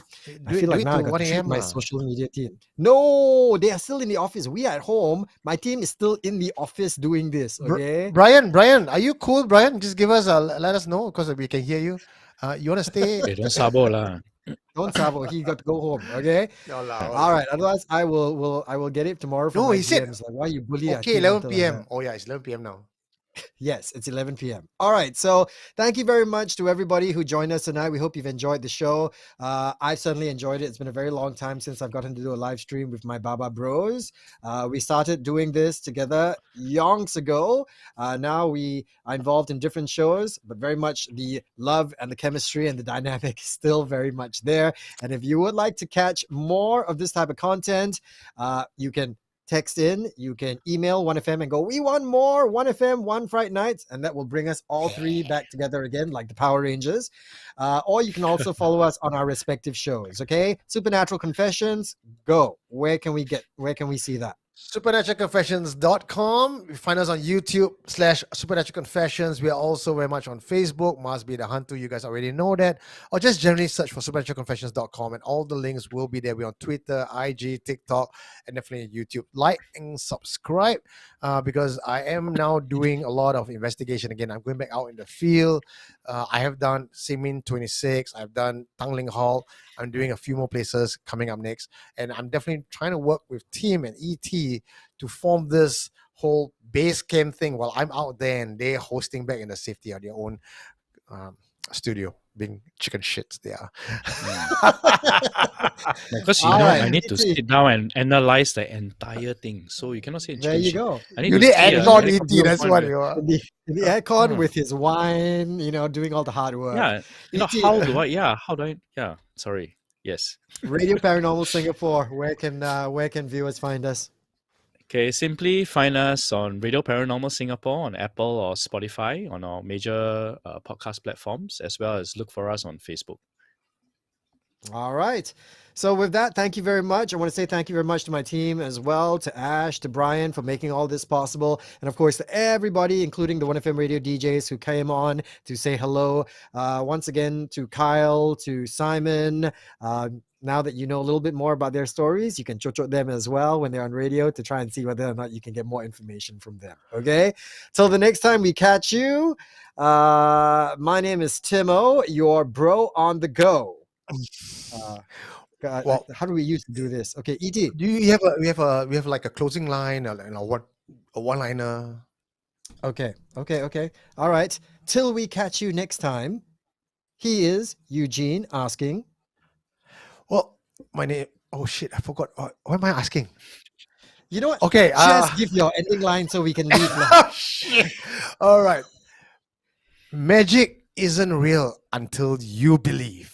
My name is Eugene Oh, I Tay. like that one. Signing out. This is Supernatural Confessions on 91.3. And this is ET from Radio Paranormal Singapore. It must be the EMF. Cheers, guys. And this is Timo, 1/3 of your Baba Bros. We'll catch you soon. Thank you very much. Keep it tuned to 1FM 91.3.